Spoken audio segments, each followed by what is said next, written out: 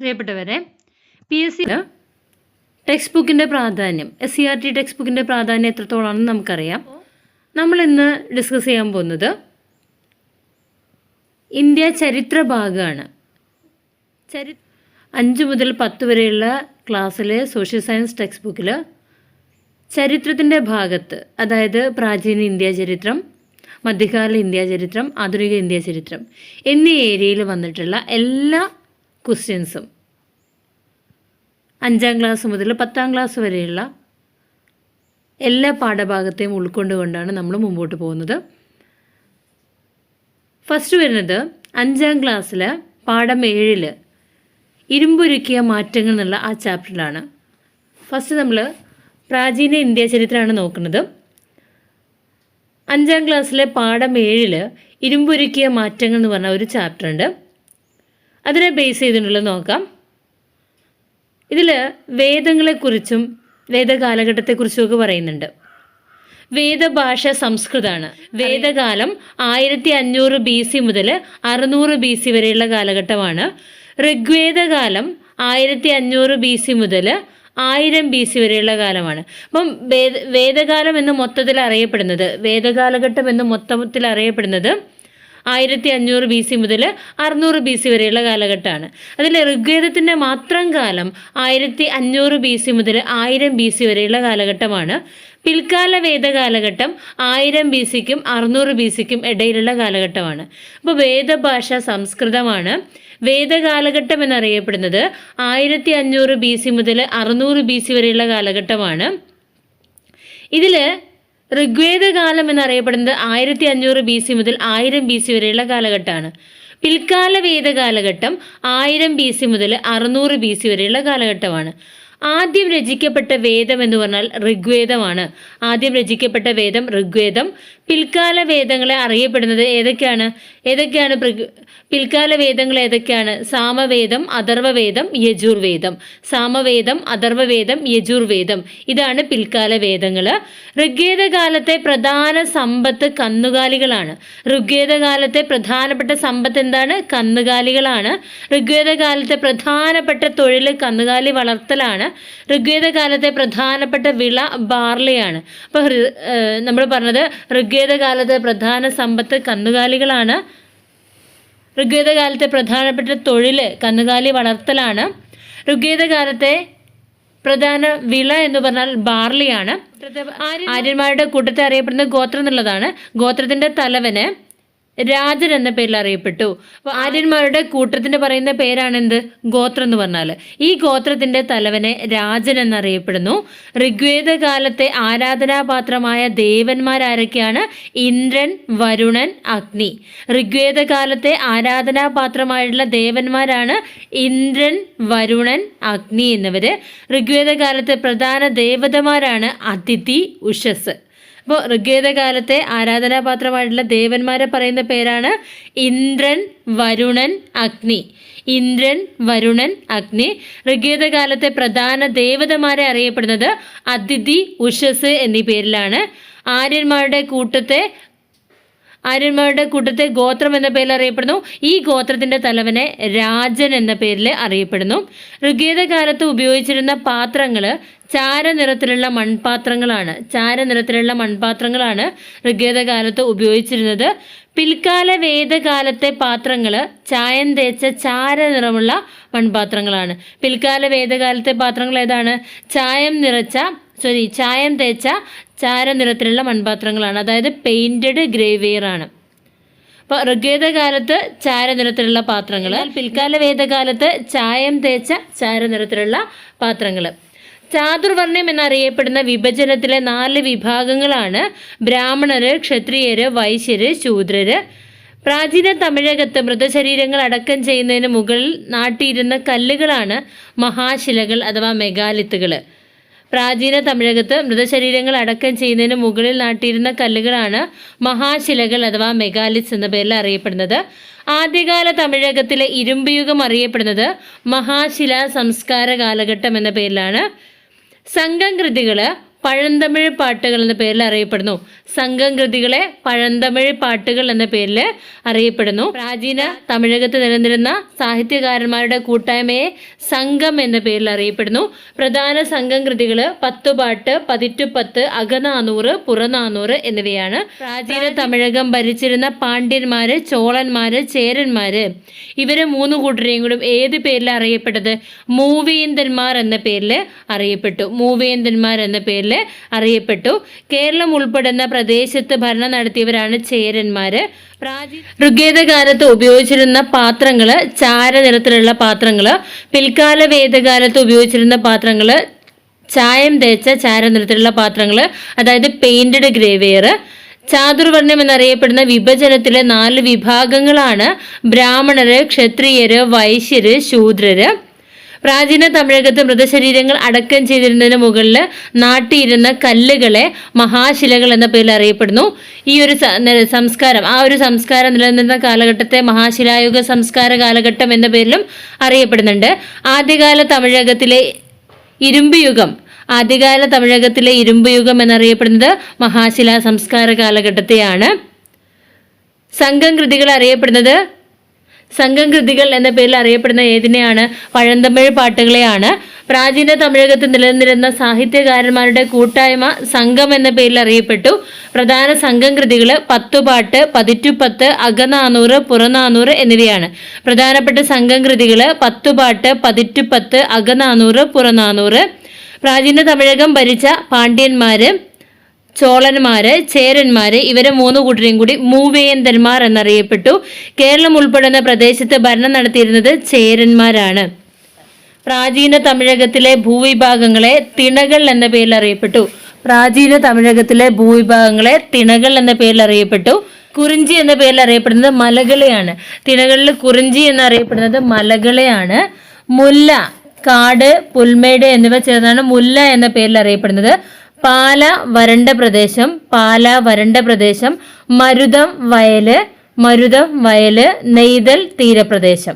അപ്പൊ തിണകളെ 5ആയി തരംതിരിക്കുന്നുണ്ട്: കുറിഞ്ചി, മുല്ലൈ, പാലൈ, മരുതം, നെയ്തൽ. കുറിഞ്ചി എന്ന് പറഞ്ഞാല് മലകള്, മലയോരങ്ങള്. മുല്ല, കാട് അല്ലെങ്കിൽ പുൽമേട്. മുല്ല, കാട്, അപ്പൊ മുല്ലക്കാടാണ്, മുല്ല കൊണ്ടുള്ള കാട്. ജസ്റ്റ് അങ്ങനെ ഓർത്തു വെക്കുക. മുല്ല, കാട് അല്ലെങ്കിൽ പുൽമേട്. പാല വരണ്ട പ്രദേശം, ഒന്നുമില്ലാത്ത സ്ഥലമാണ് ഇത് പാല. മരുതം വയല്. നെയ്തൽ തീരപ്രദേശം. ഇതിൽ നിന്നൊരു ചോദ്യം ഉണ്ടാവാറുണ്ട്. അപ്പോൾ തിണകള്, പഴയ കാലത്ത് തമിഴകത്തെ ഭൂവിഭാഗങ്ങളെ തിണകൾ എന്ന പേരിൽ അറിയപ്പെട്ടു. തിണകൾ 5 കുറിഞ്ചി, മുല്ല, പാല, മരുതം, നെയ്തൽ. കുറിഞ്ചി മലകൾ, മലയോരങ്ങൾ. മുല്ല, കാട്, പുൽമേട്. പാല വരണ്ട പ്രദേശം. മരുതം വയല്. നെയ്തൽ തീരപ്രദേശം. ഇനി നമുക്ക് ക്ലാസ് 5 പാഠം 8 അഹിംസ, അറിവ്, അധികാരം എന്നൊരു ചാപ്റ്റർ ഉണ്ട്. ഇതിൽ ഫസ്റ്റ് വരുന്നത് മഹാജനപദങ്ങളെ കുറിച്ചുള്ള കാര്യങ്ങളാണ്. 16 മഹാജനപദങ്ങൾ ഉണ്ടായിരുന്നു. ഏതൊക്കെയാണ് 16 മഹാജനപദങ്ങൾ? മഗധ, അംഗം, വജ്ജി, മല്ല, കാശി, വത്സം, കോസലം, ചേതി, പാഞ്ചാലം, അശ്മകം, അവന്തി, ശുരസേന, കുരു, മാത്സ്യം, ഗാന്ധാരം, കമ്പോജം. 16 മഹാജനപദങ്ങൾ ഏതൊക്കെയാണ്? മഗധ, അംഗം, വജ്ജി, മല്ല, കാശി, വത്സം, കോസലം, ചേതി, പാഞ്ചാലം, അശ്മകം, അവന്തി, ശുരസേന, കുരു, മാത്സ്യം, ഗാന്ധാരം, കമ്പോജം. ഈ മഹാജനപദങ്ങളിൽ ഏറ്റവും പ്രബലമായത് ഏതായിരുന്നു? മഗധയായിരുന്നു. മഹാജനപദങ്ങളിൽ ഏറ്റവും പ്രബലമായത് മഗധയാണ്. പ്രബല ശക്തിയായി മാറാൻ മഗധയെ സഹായിച്ച ഏറ്റവും പ്രധാനപ്പെട്ട ഘടകം ഇരുമ്പിന്റെ ലഭ്യതയാണ്. എന്തുകൊണ്ടാണ് മഗധ പ്രബല ശക്തിയായി മാറിയത്? ഇരുമ്പിന്റെ ലഭ്യത കൊണ്ടാണ്. മാംസം കൊണ്ടുള്ള പൂജ വിലക്കി വിളംബരം പുറപ്പെടുവിച്ച മഗധയിലെ ഭരണാധികാരിയാണ് ബിംബിസാരൻ. മാംസം കൊണ്ടുള്ള പൂജയെ വിലക്കിക്കൊണ്ട് വിളംബരം പുറപ്പെടുവിച്ച മഗധയിലെ ഭരണാധികാരിയാണ് ബിംബിസാരൻ. ജൈനമത സ്ഥാപകൻ ആരാണ്? മഹാവീരൻ. ബുദ്ധമത സ്ഥാപകൻ ശ്രീബുദ്ധൻ. മഹാവീരൻ ആശയപ്രചരണത്തിന് ഉപയോഗിച്ച ഭാഷ പ്രാകൃത ഭാഷ. ശ്രീബുദ്ധൻ ആശയപ്രചരണത്തിന് ഉപയോഗിച്ച ഭാഷ പാലി ഭാഷ. അപ്പൊ നമ്മൾ ഇവിടെ പറഞ്ഞത് 16 മഹാജന പദങ്ങളെ കുറിച്ച് പറഞ്ഞു. ഈ മഹാജന പദങ്ങളിൽ ഏറ്റവും പ്രബലമായത് മഗധയാണ്. മഗധ പ്രബലമാവാൻ കാരണം ഇരുമ്പിന്റെ ലഭ്യതയാണ്. മാംസം കൊണ്ടുള്ള പൂജ വിലക്കി വിളംബരം പുറപ്പെടുവിച്ച മഗധയിലെ ഭരണാധികാരിയാണ് ബിംബിസാരൻ. ജൈനമത സ്ഥാപകൻ മഹാവീരൻ. ബുദ്ധമത സ്ഥാപകൻ ശ്രീബുദ്ധൻ. മഹാവീരൻ ആശയപ്രചരണത്തിന് ഉപയോഗിച്ച ഭാഷ പ്രാകൃത്. ശ്രീബുദ്ധൻ ആശയപ്രചരണത്തിന് ഉപയോഗിച്ച ഭാഷ പാലി. നമ്മുടെ ദേശീയ മുദ്ര എടുത്തിട്ടുള്ളത് അശോകൻ സാരനാഥ് സ്ഥാപിച്ച സമ്പത്തിൽ നിന്നാണ്. മൗര്യ രാജവംശം സ്ഥാപിച്ചത് ചന്ദ്രഗുപ്ത മൗര്യർ. മൗര്യവംശത്തിലെ ഏറ്റവും പ്രസിദ്ധനായ ഭരണാധികാരി അശോകൻ. അർത്ഥശാസ്ത്രം രചിച്ചത് ചാണക്യൻ അല്ലെങ്കിൽ കൗടില്യൻ. ചന്ദ്രഗുപ്ത മൗര്യന്റെ ഭരണ ഉപദേഷ്ടാവായിരുന്നു ചാണക്യൻ. ഇപ്പൊ നമ്മൾ പറഞ്ഞത് മഹാവീരൻ ആശയപ്രചരണത്തിന് ഉപയോഗിച്ച ഭാഷ പ്രാകൃത്. ശ്രീബുദ്ധൻ ആശയപ്രചരണത്തിന് ഉപയോഗിച്ച ഭാഷ പാലി. നമ്മുടെ ദേശീയ മുദ്ര എടുത്തിട്ടുള്ളത് അശോകൻ സാരനാഥ് സ്ഥാപിച്ച സ്തംഭത്തിൽ നിന്ന്. മൗര്യ രാജവംശം സ്ഥാപിച്ചത് ചന്ദ്രഗുപ്ത മൗര്യൻ. മൗര്യവംശത്തിലെ ഏറ്റവും പ്രസിദ്ധനായ ഭരണാധികാരി അശോകൻ. അർത്ഥശാസ്ത്രം രചിച്ചത് ചാണക്യൻ അഥവാ കൗടില്യൻ. ചന്ദ്രഗുപ്ത മൗര്യന്റെ ഭരണ ഉപദേഷ്ടാവായിരുന്നു ആര്? ചാണക്യൻ. ശക്തവും കാര്യക്ഷമവുമായുള്ള ഭരണം എങ്ങനെയായിരിക്കും എന്നതിനെ കുറിച്ച് പ്രതിപാദിക്കുന്ന ഗ്രന്ഥമാണ് അർത്ഥശാസ്ത്രം. ചാണക്യന്റെ ഗ്രന്ഥമാണിത്. അർത്ഥശാസ്ത്രം അല്ലെങ്കിൽ കൗടില്യൻ, ചാണക്യൻ, വിഷ്ണുഗുപ്തൻ എന്നൊക്കെ പറഞ്ഞാൽ ഒരാൾ തന്നെയാണ്. ചന്ദ്രഗുപ്ത മൗര്യന്റെ ഭരണ ഉപദേഷ്ടാവായിരുന്നു ചാണക്യൻ. ചാണക്യന്റെ മറ്റു പേരുകളാണ് വിഷ്ണുഗുപ്തൻ, കൗടില്യൻ എന്നിങ്ങനെ. ഈ കൗടില്യന്റെ ഗ്രന്ഥമാണ് അർത്ഥശാസ്ത്രം. ഇതിലെന്താ പറഞ്ഞത്? ശക്തവും കാര്യക്ഷമവുമായ ഭരണം എങ്ങനെയായിരിക്കും എന്നതിനെ കുറിച്ച് പറയുന്നുണ്ട്. രാജ്യത്ത് സമാധാനം ഉണ്ടാകാനായി അശോകൻ സ്വീകരിച്ച നയം ധർമ്മനയം അല്ലെങ്കിൽ ധമ്മനയം. കലിംഗ യുദ്ധത്തിലെ വിജയത്തിന് ശേഷം അശോകൻ സ്വീകരിച്ച മതമാണ് ബുദ്ധമതം. കലിംഗ യുദ്ധത്തിലെ വിജയത്തിന് ശേഷം അശോകൻ സ്വീകരിച്ച മതം ബുദ്ധമതം. കലിംഗ യുദ്ധം നടന്ന വർഷം BC 261. കലിംഗ യുദ്ധം നടന്ന വർഷം BC 261. കലിംഗ യുദ്ധം നടന്ന വർഷം BC 261. കാർഷിക വൃത്തികൾ ചെയ്തിരുന്ന ചാതുർവർണ്ണ വിഭാഗം ശൂദ്രരാണ്. കാർഷിക വൃത്തികൾ ചെയ്തിരുന്ന ചാതുർവർണ്ണ വിഭാഗമാണ് ശൂദ്രര്. മൗര്യവംശത്തിന്റെ തകർച്ചയ്ക്ക് ശേഷം AD 4-ാം നൂറ്റാണ്ടോടെ ഗംഗാതടത്തിൽ ഉയർന്നു വന്ന രാജവംശമാണ് ഗുപ്ത രാജവംശം. മൗര്യ രാജവംശം തകർന്നോടുകൂടി AD 4-ാം നൂറ്റാണ്ടോടുകൂടി ഗംഗാതടത്തിൽ ഉയർന്നു വന്ന രാജവംശമാണ് ഗുപ്ത രാജവംശം. ഇപ്പൊ കലിംഗ യുദ്ധം നടന്ന വർഷം BC 261-ലാണ്. BC 261-ലാണ്. മൗര്യ രാജവംശത്തിന്റെ തകർച്ചയ്ക്ക് ശേഷം AD 4-ാം നൂറ്റാണ്ടോടുകൂടി ഗംഗാതടത്തിൽ ഉയർന്നു വന്ന രാജവംശമാണ് ഗുപ്ത രാജവംശം. കാളിദാസന്റെ കാലഘട്ടം ഏത് ഭരണകാലത്താണ്? അതായത് കാളിദാസന്റെ കാലഘട്ടം ഗുപ്ത കാലഘട്ടത്തിലാണ് കാളിദാസന്റെ കാലഘട്ടം. അഭിജ്ഞാന ശാകുന്തളം, മേഘസന്ദേശം, കുമാരസംഭവം എന്നിവ ആരുടെ കൃതിയാണ്? കാളിദാസന്റെ കൃതികളാണ്. നവരത്നങ്ങൾ ആരുടെ കൊട്ടാരത്തിലെ പണ്ഡിതരാണ്? ചന്ദ്രഗുപ്തൻ രണ്ടാമന്റെ കൊട്ടാരത്തിലെ പണ്ഡിതന്മാരാണ് നവരത്നങ്ങൾ. ചന്ദ്രഗുപ്തൻ രണ്ടാമന്റെ കൊട്ടാരത്തിലെ പണ്ഡിതന്മാരാണ് നവരത്നങ്ങൾ. നവരത്നങ്ങൾ എന്നറിയപ്പെടുന്നത് കാളിദാസൻ, ഘടകർപ്പൻ, ശബണകൻ, വരരുചി, വരാഹമിഹിരൻ, വേതാളഭട്ടൻ, ധന്വന്തരി, അമരസിംഹൻ, ശങ്ക. അപ്പൊ നവരത്നങ്ങൾ ആരൊക്കെയാണ്? കാളിദാസൻ, ഘടകർപ്പൻ, ക്ഷപണകൻ, വരരുചി, വരാഹമിഹിരൻ, വേതാളഭട്ടൻ, ധന്വന്തരി, അമരസിംഹൻ, ശങ്കു. അപ്പോൾ നവരത്നങ്ങൾ എന്നറിയപ്പെടുന്നത് കാളിദാസൻ, ഘടകർപ്പരൻ, ക്ഷപണകൻ, വരരുചി, വരാഹമിഹിരൻ, വേതാളഭട്ടൻ, ധന്വന്തരി, അമരസിംഹൻ, ശങ്കു. കാളിദാസൻ, ഘടകർപ്പരൻ, ക്ഷപണകൻ, വരരുചി, വരാഹമിഹിരൻ, വേതാളഭട്ടൻ, ധന്വന്തരി, അമരസിംഹൻ, ശങ്കു എന്നിവരാണ്. ഡൽഹിക്ക് സമീപമുള്ള മെഹ്റൗളിയിലെ ഇരുമ്പ് തൂൺ പണി കഴിപ്പിച്ചത് ചന്ദ്രഗുപ്തൻ സെക്കൻഡ് ആണ്. ഡൽഹിക്ക് സമീപമുള്ള മെഹ്റൗളിയിലെ ഇരുമ്പ് തൂൺ പണി കഴിപ്പിച്ചത് ചന്ദ്രഗുപ്തൻ സെക്കൻഡാണ് ഡൽഹിക്ക് സമീപമുള്ള മെഹ്റുലിലെ ഇരുമ്പ് തൂൺ പണി കഴിപ്പിച്ചത് ചന്ദ്രഗുപ്തൻ സെക്കൻഡാണ്. ഗുപ്ത കാലഘട്ടത്തിലെ ഉരുക്കു സംസ്കരണത്തിന്റെ മികവ് തെളിയിക്കുന്ന നിർമ്മിതി മെഹ്റുലിലെ ഇരുമ്പ് തൂണാണ്. ഡൽഹിക്ക് സമീപമുള്ള മെഹ്റുലിലെ ഇരുമ്പ് തൂണ് പണി കഴിപ്പിച്ചത് ആരാണ്? ചന്ദ്രഗുപ്തൻ സെക്കൻഡാണ്. ആ കാലഘട്ടത്തിലെ ഉരുക്കു സംസ്കരണത്തിന്റെ മികവ് തെളിയിക്കുന്ന നിർമ്മിതിയാണിത്. ഗുപ്തകാലത്തെ ജ്യോതിശാസ്ത്രജ്ഞര് വരാഹമിഹിരൻ, ബ്രഹ്മഗുപ്തൻ. ഗുപ്തകാലത്തെ ജ്യോതിശാസ്ത്രജ്ഞനായ ആരൊക്കെ? വരാഹമിഹിരൻ, ബ്രഹ്മഗുപ്തൻ. ഗുപ്ത കാലഘട്ടത്തിലെ ജ്യോതിശാസ്ത്രജ്ഞരാണ് വരാഹമിഹിരൻ, ബ്രഹ്മഗുപ്തൻ. ഗുപ്തകാലത്തെ ഗണിതശാസ്ത്രജ്ഞനാണ് ഭാസ്കരാചാര്യൻ. ഗുപ്തകാലത്തെ ഗണിതശാസ്ത്രജ്ഞനാണ് ഭാസ്കരാചാര്യൻ ഗണിതശാസ്ത്രജ്ഞൻ. ഗുപ്തകാലത്തെ ജ്യോതിശാസ്ത്രജ്ഞനും ഗണിതശാസ്ത്രജ്ഞനുമായിരുന്നു ആര്യഭട്ടൻ. ഒരേ സമയം ജ്യോതിശാസ്ത്രജ്ഞനും ഗണിതശാസ്ത്രജ്ഞനുമായിരുന്നു ആര്യഭട്ടൻ. ഏത് കാലഘട്ടത്തിൽ? ഗുപ്തകാലഘട്ടത്തിലെ ജ്യോതിശാസ്ത്രജ്ഞരാണ് വരാഹമിഹിരനും ബ്രഹ്മഗുപ്തനും. ഗുപ്തകാലഘട്ടത്തിലെ ഗണിതശാസ്ത്രജ്ഞനാണ് ഭാസ്കരാചാര്യൻ. ഒരേ സമയം ഗണിതശാസ്ത്രജ്ഞനും ജ്യോതിശാസ്ത്രജ്ഞനുമായിരുന്നു ആര്യഭട്ടൻ. പുരാതന ഇന്ത്യയിലെ പ്രസിദ്ധമായ വിദ്യാഭ്യാസ കേന്ദ്രമായ നളന്ദ സർവകലാശാല സ്ഥാപിക്കപ്പെട്ടത് ഗുപ്ത കാലഘട്ടത്തിലാണ്. പുരാതന ഇന്ത്യയിലെ പ്രസിദ്ധമായ വിദ്യാഭ്യാസ കേന്ദ്രമായിട്ടുള്ള നളന്ദ സർവകലാശാല സ്ഥാപിക്കപ്പെട്ടത് ഗുപ്ത കാലഘട്ടത്തിലാണ്. നളന്ദ സർവകലാശാല സ്ഥാപിക്കപ്പെട്ടത് ഏത് കാലഘട്ടത്തിലാണ്? ഗുപ്ത കാലഘട്ടത്തിലാണ്. ഇനി 8ാം ക്ലാസ്സിലെ പാഠം 5 പ്രാചീന തമിഴകം എന്നുള്ള ചാപ്റ്ററാണ് നമ്മൾ നോക്കുന്നത്. പ്രാചീന തമിഴകത്തിൽ മരിച്ചയാളുടെ ഭൗതികാവശിഷ്ടങ്ങൾ അടക്കം ചെയ്യുന്ന വലിയ കലങ്ങളാണ് നന്നങ്ങാടികൾ. പ്രാചീന തമിഴകത്തിൽ മരിച്ചയാളുടെ ഭൗതികാവശിഷ്ടങ്ങൾ അടക്കം ചെയ്യുന്ന വലിയ കലങ്ങളാണ് നന്നങ്ങാടികൾ.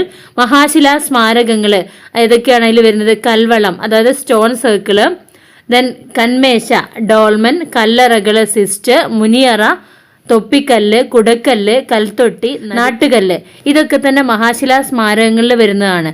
കൽവളയം, കന്മേശ, കല്ലറകള്, തൊപ്പിക്കല്ല്, കുടക്കല്ല്, കൽത്തൊട്ടി, നാട്ടുകല്ല്. കൽവളയം സ്റ്റോൺ സർക്കിൾ, കന്മേശ ഡോൾമൻ, കല്ലറകള് സിസ്റ്റ്, മുനിയറ റോക്ക് ചേംബർ, തൊപ്പിക്കല്ല്, കുടക്കല്ല്, കൽത്തൊട്ടി സാക്രോഫാഗസ്, നാട്ടുകല്ല്, കുടക്കല്ല് അംബ്രല്ല സ്റ്റോൺ, കൽത്തൊട്ടി സാക്രോഫാഗസ്, നാട്ടുകല്ല് മെൻഹിർ. ഇതൊക്കെ മഹാശിലാ സംസ്കാര കാലഘട്ടത്തിലെ കല്ലറകളായിരുന്നു. വിവിധ തരത്തിലുള്ള നാട്ടുകല്ലുകളും ഇതൊക്കെ ആ കാലഘട്ടത്തിലെ അവശിഷ്ടങ്ങളായിരുന്നു. പ്രാചീന തമിഴക ചരിത്രം മനസ്സിലാക്കാനുള്ള പ്രധാന സ്രോതസ്സുകൾ മഹാശിലാ സ്മാരകങ്ങൾ, പഴന്തമിഴ് പാട്ടുകൾ, നാണയങ്ങൾ, സഞ്ചാരക്കുറിപ്പുകൾ, തമിഴ് ലിഖിതങ്ങൾ എന്നിവയാണ്. മഹാശിലാ കാലഘട്ടം ദക്ഷിണേന്ത്യൻ ചരിത്രത്തിലെ ഇരുമ്പ് യുഗമായിട്ട് കണക്കാക്കപ്പെടുന്നു. മഹാശിലാ കാലഘട്ടത്തെ ദക്ഷിണേന്ത്യൻ ചരിത്രത്തിലെ ഇരുമ്പ് യുഗമായിട്ട് കണക്കാക്കപ്പെടുന്നു. മഹാശിലാ കാലഘട്ടത്തിൽ ഉപയോഗിച്ചിരുന്ന പാത്രങ്ങൾ അകം കറുത്തതും പുറം ചുവന്നതുമായ മൺപാത്രങ്ങളാണ്. മഹാശിലാ കാലഘട്ടത്തിൽ ഉപയോഗിച്ചിരുന്ന പാത്രങ്ങൾ അകം കറുത്തതും പുറം ചുവന്നതുമായിട്ടുള്ള മൺപാത്രങ്ങളാണ്. ദക്ഷിണേന്ത്യയിലെ മഹാശിലാ സ്മാരകങ്ങൾ കണ്ടെത്തിയിട്ടുള്ള പ്രദേശങ്ങൾ കൊടുമണല്, അതിച്ചനെല്ലൂര്, അളകരൈ, തിരുക്കാമ്പല്ലിയൂര്, പഴനി, ചെറുമനങ്ങാട്, മറയൂര്, ഉമ്മിച്ചിപ്പോയിൽ എന്നിവിടെയാണ്. ദക്ഷിണേന്ത്യയിലെ മഹാശിലാ സ്മാരകങ്ങൾ കണ്ടെത്തിയിട്ടുള്ള പ്രദേശങ്ങൾ ഏതൊക്കെയാണ്? കൊടുമണല്, ആദിച്ചനെല്ലൂര്, അളകരൈ, തിരുക്കാമ്പലിയൂര്, പഴനി, ചെറുമനങ്ങാട്, മറയൂര്, ഉമ്മിച്ചിപ്പൊയിൽ എന്നിവയാണ്. ഇപ്പൊ ദക്ഷിണേന്ത്യയിലെ മഹാശിലാ സ്മാരകങ്ങൾ കണ്ടെത്തിയിട്ടുള്ള പ്രദേശങ്ങൾ കൊടുമണല്, ആദിച്ചനെല്ലൂര്, അളകരൈ, തിരുക്കാമ്പലിയൂര്, പഴനി, ചെറുമനങ്ങാട്, മറയൂര്, ഉമ്മച്ചിപ്പൊയിൽ. അപ്പം പ്രാചീന തമിഴകത്തിൽ ഉൾപ്പെടുന്നത് ഏതൊക്കെയാണ്? ആന്ധ്രാപ്രദേശിലെ തിരുപ്പതി മുതൽ കന്യാകുമാരി വരെയുള്ള പ്രദേശമാണ്. അപ്പം പ്രാചീന തമിഴകം എന്ന് പറയുമ്പോൾ ആന്ധ്രാപ്രദേശിലെ തിരുപ്പതി മുതൽ കന്യാകുമാരി വരെയുള്ള പ്രദേശം അടങ്ങിയതാണ് പ്രാചീന തമിഴകം. ആന്ധ്രാപ്രദേശിലെ തിരുപ്പതി മുതൽ കന്യാകുമാരി വരെയുള്ള പ്രദേശം അടങ്ങിയതാണ് പ്രാചീന തമിഴകം. ഇനി പഴന്തമിഴ് പാട്ടുകളുടെ സമാഹാരങ്ങളെ എന്ത് പേരിൽ അറിയപ്പെടുന്നു? സംഘസാഹിത്യം. പഴന്തമിഴ് പാട്ടുകളുടെ സമാഹാരങ്ങളെ സംഘസാഹിത്യം എന്ന പേരിൽ അറിയപ്പെടുന്നു. നാടാ കൊൻട്രോ കാടാ കൊൻട്രോ എന്ന് തുടങ്ങുന്ന വരികൾ ആരുടേതാണ്? ഔവ്വയാരുടേതാണ്. നാടാ കൊൻട്രോ കാടാ കൊൻട്രോ എന്ന് തുടങ്ങുന്ന വരികൾ ഔവ്വയാറുടെ വരികളാണ്. സംഘകാല സാഹിത്യത്തിലെ പ്രധാന കവയിത്രി ഔവ്വയാറാണ്. സംഘകാലത്തെ പ്രധാന കവികള് കപിലർ, പരണർ, മരുതരൈ നക്കീരൻ, പാലൈ ഗൗതമനാർ എന്നിവരാണ്. പഴന്തമിഴ് പാട്ടുകളുടെ സമാഹാരങ്ങളെ സംഘസാഹിത്യം എന്നറിയപ്പെടുന്നു. നാടാ കൊൻറോ കാടാ കൊൻറോ എന്ന് തുടങ്ങുന്ന വരികൾ ഔവ്വയാരുടേതാണ്. സംഘകാല സാഹിത്യത്തിലെ പ്രധാനപ്പെട്ട കവയിത്രിയാണ് ഔവ്വയാറ്. സംഘകാലത്തെ പ്രധാനപ്പെട്ട കവികളാണ് കപിലർ, പരണർ, മധുരൈ നക്കീരൻ, പാലൈ ഗൗതമനാർ. സംഘകാലത്തെ പ്രധാനപ്പെട്ട കവികളാണ് കപിലർ, പരണർ, മധുരൈ നക്കീരൻ, പാലൈ ഗൗതമനാർ. അപ്പം സംഘകാല സാഹിത്യത്തിലെ പ്രധാനപ്പെട്ട കവയിത്രി ഔവ്വയാറുടെ കവിതയിലെ വരികളാണ് നാടാ കൊൻറോ കാടാ കൊൻറോ. ഔവ്വയാറുടെ കവിതയിലെ വരികളാണ്. പ്രധാനപ്പെട്ട സംഘകൃതികൾ പത്തുപാട്ടിൽപ്പെടുന്ന പ്രധാന കൃതികളാണ് തിരുമുരുകാറ്റുപടൈ, മധുരൈ കാഞ്ചി എന്നിവ പത്തുപാട്ടിലെ പ്രധാനപ്പെട്ട കൃതികളാണ്. 8 തൊകയിലെ കൃതികളാണ് അകനാനൂറ്, പുറനാനൂറ്, പതിറ്റുപത്ത്. 8 തൊകയിലെ കൃതികളാണ് അകനാനൂറ്, പുറനാനൂറ്, പതിറ്റുപത്ത്. 11 കീഴ്ക്കണക്ക് തിരുക്കുറൾ, മുതുമൊഴി കാഞ്ചി. 11 കീഴ്ക്കണക്ക് തിരുക്കുറൾ, മുതുമൊഴി കാഞ്ചി. വ്യാകരണ ഗ്രന്ഥമാണ് തൊൽക്കാപ്യം വ്യാകരണ ഗ്രന്ഥമാണ്. ചിലപ്പതികാരം, മണിമേഖല എന്നിവ മഹാകാവ്യങ്ങളാണ്. ചിലപ്പതികാരം, മണിമേഖല എന്നിവ മഹാകാവ്യങ്ങളാണ്. അപ്പോൾ എന്തൊക്കെയാണ് പറഞ്ഞത്? 10 പാട്ടിൽ വരുന്നതാണ് തിരുമുരുക ആറ്റുപടൈ, മധുരൈ കാഞ്ചി. 8 തൊകൈ എന്നതിൽ വരുന്നതാണ് അകനാനൂറ്, പുറനാനൂറ്, പതിറ്റുപത്ത്. 11 കീഴ്ക്കണക്കിൽ വരുന്നതാണ് തിരുക്കുറൾ, മുതുമൊഴി കാഞ്ചി. വ്യാകരണ ഗ്രന്ഥമാണ് തൊൽക്കാപ്യം. മഹാകാവ്യങ്ങളാണ് ചിലപ്പതികാരം, മണിമേഖല എന്നിവ. പഴന്തമിഴ് പാട്ടുകളെ അകംപാട്ടുകൾ, പുറംപാട്ടുകൾ എന്നിങ്ങനെ തരംതിരിക്കാം. വ്യക്തിപരവും കുടുംബപരവുമായ കാര്യങ്ങൾ പ്രതിപാദിക്കുന്നത് അകംപാട്ട്. യുദ്ധം, കച്ചവടം എന്നിവ കൈകാര്യം ചെയ്യുന്നത് പുറംപാട്ട്. പഴന്തമിഴ് പാട്ടുകളെ അകംപാട്ടുകളെന്നും പുറംപാട്ടുകളെന്നും രണ്ടായി തരംതിരിക്കാം. വ്യക്തിപരവും കുടുംബപരവുമായ കാര്യങ്ങളെ പ്രതിപാദിക്കുന്നത് അകംപാട്ട്. യുദ്ധം, കച്ചവടം എന്നീ കാര്യങ്ങൾ പറയുന്നത് പുറംപാട്ട്. പുറനാനൂറിൽ പ്രതിപാദിക്കുന്ന കൊല്ലിമലയിലെ കാട് വെട്ടിച്ചുട്ട് കൃഷി ചെയ്യുന്ന രീതിയെ പൂനം കൃഷി എന്ന് പറയുന്നു. പുറനാനൂറിൽ പ്രതിപാദിക്കുന്ന ഒരു കൃഷി രീതിയാണ് പൂനം കൃഷി എന്ന് പറഞ്ഞാൽ കാട് വെട്ടിച്ചുട്ട് ചെയ്യുന്ന കൃഷിയാണ്. അത് ഏത് മലയിലാണ്? കൊല്ലിമലയിലെ കാട് വെട്ടിച്ചുട്ട് കൃഷി ചെയ്യുന്ന രീതിയെ പൂനം കൃഷി എന്ന പേരിൽ അറിയപ്പെടുന്നു. അട്ടപ്പാടിയിലെ ഗോത്രവിഭാഗങ്ങൾക്കിടയിൽ ഇന്ന് നിലനിൽക്കുന്ന പ്രാചീന തമിഴക കൃഷിരീതിയാണ് പൂനം കൃഷി. അട്ടപ്പാടിയിലെ ഗോത്രവിഭാഗങ്ങൾക്കിടയിൽ ഇന്ന് നിലനിൽക്കുന്ന ഒരു കൃഷിരീതിയാണ് ഏത്? പൂനം കൃഷി. മുല്ലയിലെ ജനങ്ങളുടെ മുഖ്യ തൊഴിൽ കന്നുകാലി വളർത്തലാണ്. കന്നുകാലികളെ പിടിച്ചെടുക്കുന്ന സമ്പ്രദായം വെടിച്ചി എന്ന പേരിൽ അറിയപ്പെടുന്നു. കന്നുകാലികളെ പിടിച്ചെടുക്കുന്ന സമ്പ്രദായത്തെ എന്ത് പേരിൽ അറിയപ്പെടുന്നു? വെടിച്ചി. നെയ്തൽ പ്രദേശത്തെ ജനങ്ങളുടെ പ്രധാനപ്പെട്ട തൊഴിൽ മീൻ പിടിക്കൽ, ഉപ്പുണ്ടാക്കൽ എന്നിവയാണ്. നെയ്തൽ പ്രദേശത്തെ ജനങ്ങളുടെ പ്രധാന തൊഴിൽ മീൻ പിടിക്കൽ, ഉപ്പുണ്ടാക്കൽ. പ്രാചീന തമിഴകത്തെ സാധനങ്ങൾക്ക് പകരം സാധനം കൈമാറ്റം ചെയ്യുന്ന രീതിയെ നൊടുത്തൽ എന്ന് പറയുന്നു. ഭാരത സമ്പ്രദായത്തിന് തുല്യമായിട്ടുള്ള സമ്പ്രദായമാണ് നൊടുത്തൽ. സാധനങ്ങൾക്ക് പകരം സാധനം കൈമാറ്റം ചെയ്യുന്ന രീതി നൊടുത്തൽ. വെടിച്ചി എന്ന് പറഞ്ഞാൽ കന്നുകാലികളെ പിടിച്ചെടുക്കുന്ന സമ്പ്രദായമാണ്. പ്രാചീന തമിഴകത്തെ അങ്ങാടികളെ അല്ലലാവണം അല്ലെങ്കിൽ അന്തിച്ചന്ത എന്നും നാളങ്ങാടി അഥവാ രാവിലത്തെ ചന്ത എന്നും പേരിലും അറിയപ്പെടുന്നു. അല്ലലാവണം, അന്തിച്ചന്ത, നാളങ്ങാടി, രാവിലത്തെ ചന്ത. പ്രാചീന തമിഴകത്തെ അങ്ങാടികൾ അല്ലലാവണം എന്ന് പറഞ്ഞാൽ അന്തിച്ചന്തയാണ്, നാളങ്ങാടി എന്ന് പറഞ്ഞാൽ രാവിലത്തെ ചന്തയാണ്. പഴന്തമിഴ് പാട്ടുകളിൽ പരാമർശിക്കുന്ന പ്രധാന കാർഷിക വിഭവം ചക്ക. പ്രാചീന തമിഴകത്തെ കച്ചവട സംഘം ഊമണര്. പഴന്തമിഴ് പാട്ടുകളിൽ പറയുന്ന പ്രധാന കാർഷിക വിഭവം ഏതാണ്? ചക്കയാണ്. പ്രാചീന തമിഴകത്തെ കച്ചവട സംഘം ഊമണര്. മഹാശിലാ കാലഘട്ടത്തിൽ പ്രാചീന തമിഴകവുമായിട്ട് കച്ചവട ബന്ധമുണ്ടായിരുന്ന രാജ്യം റോമാണ്. മഹാശിലാ കാലഘട്ടത്തിൽ പ്രാചീന തമിഴകവുമായി കച്ചവട ബന്ധമുണ്ടായിരുന്ന രാജ്യം റോമാണ്.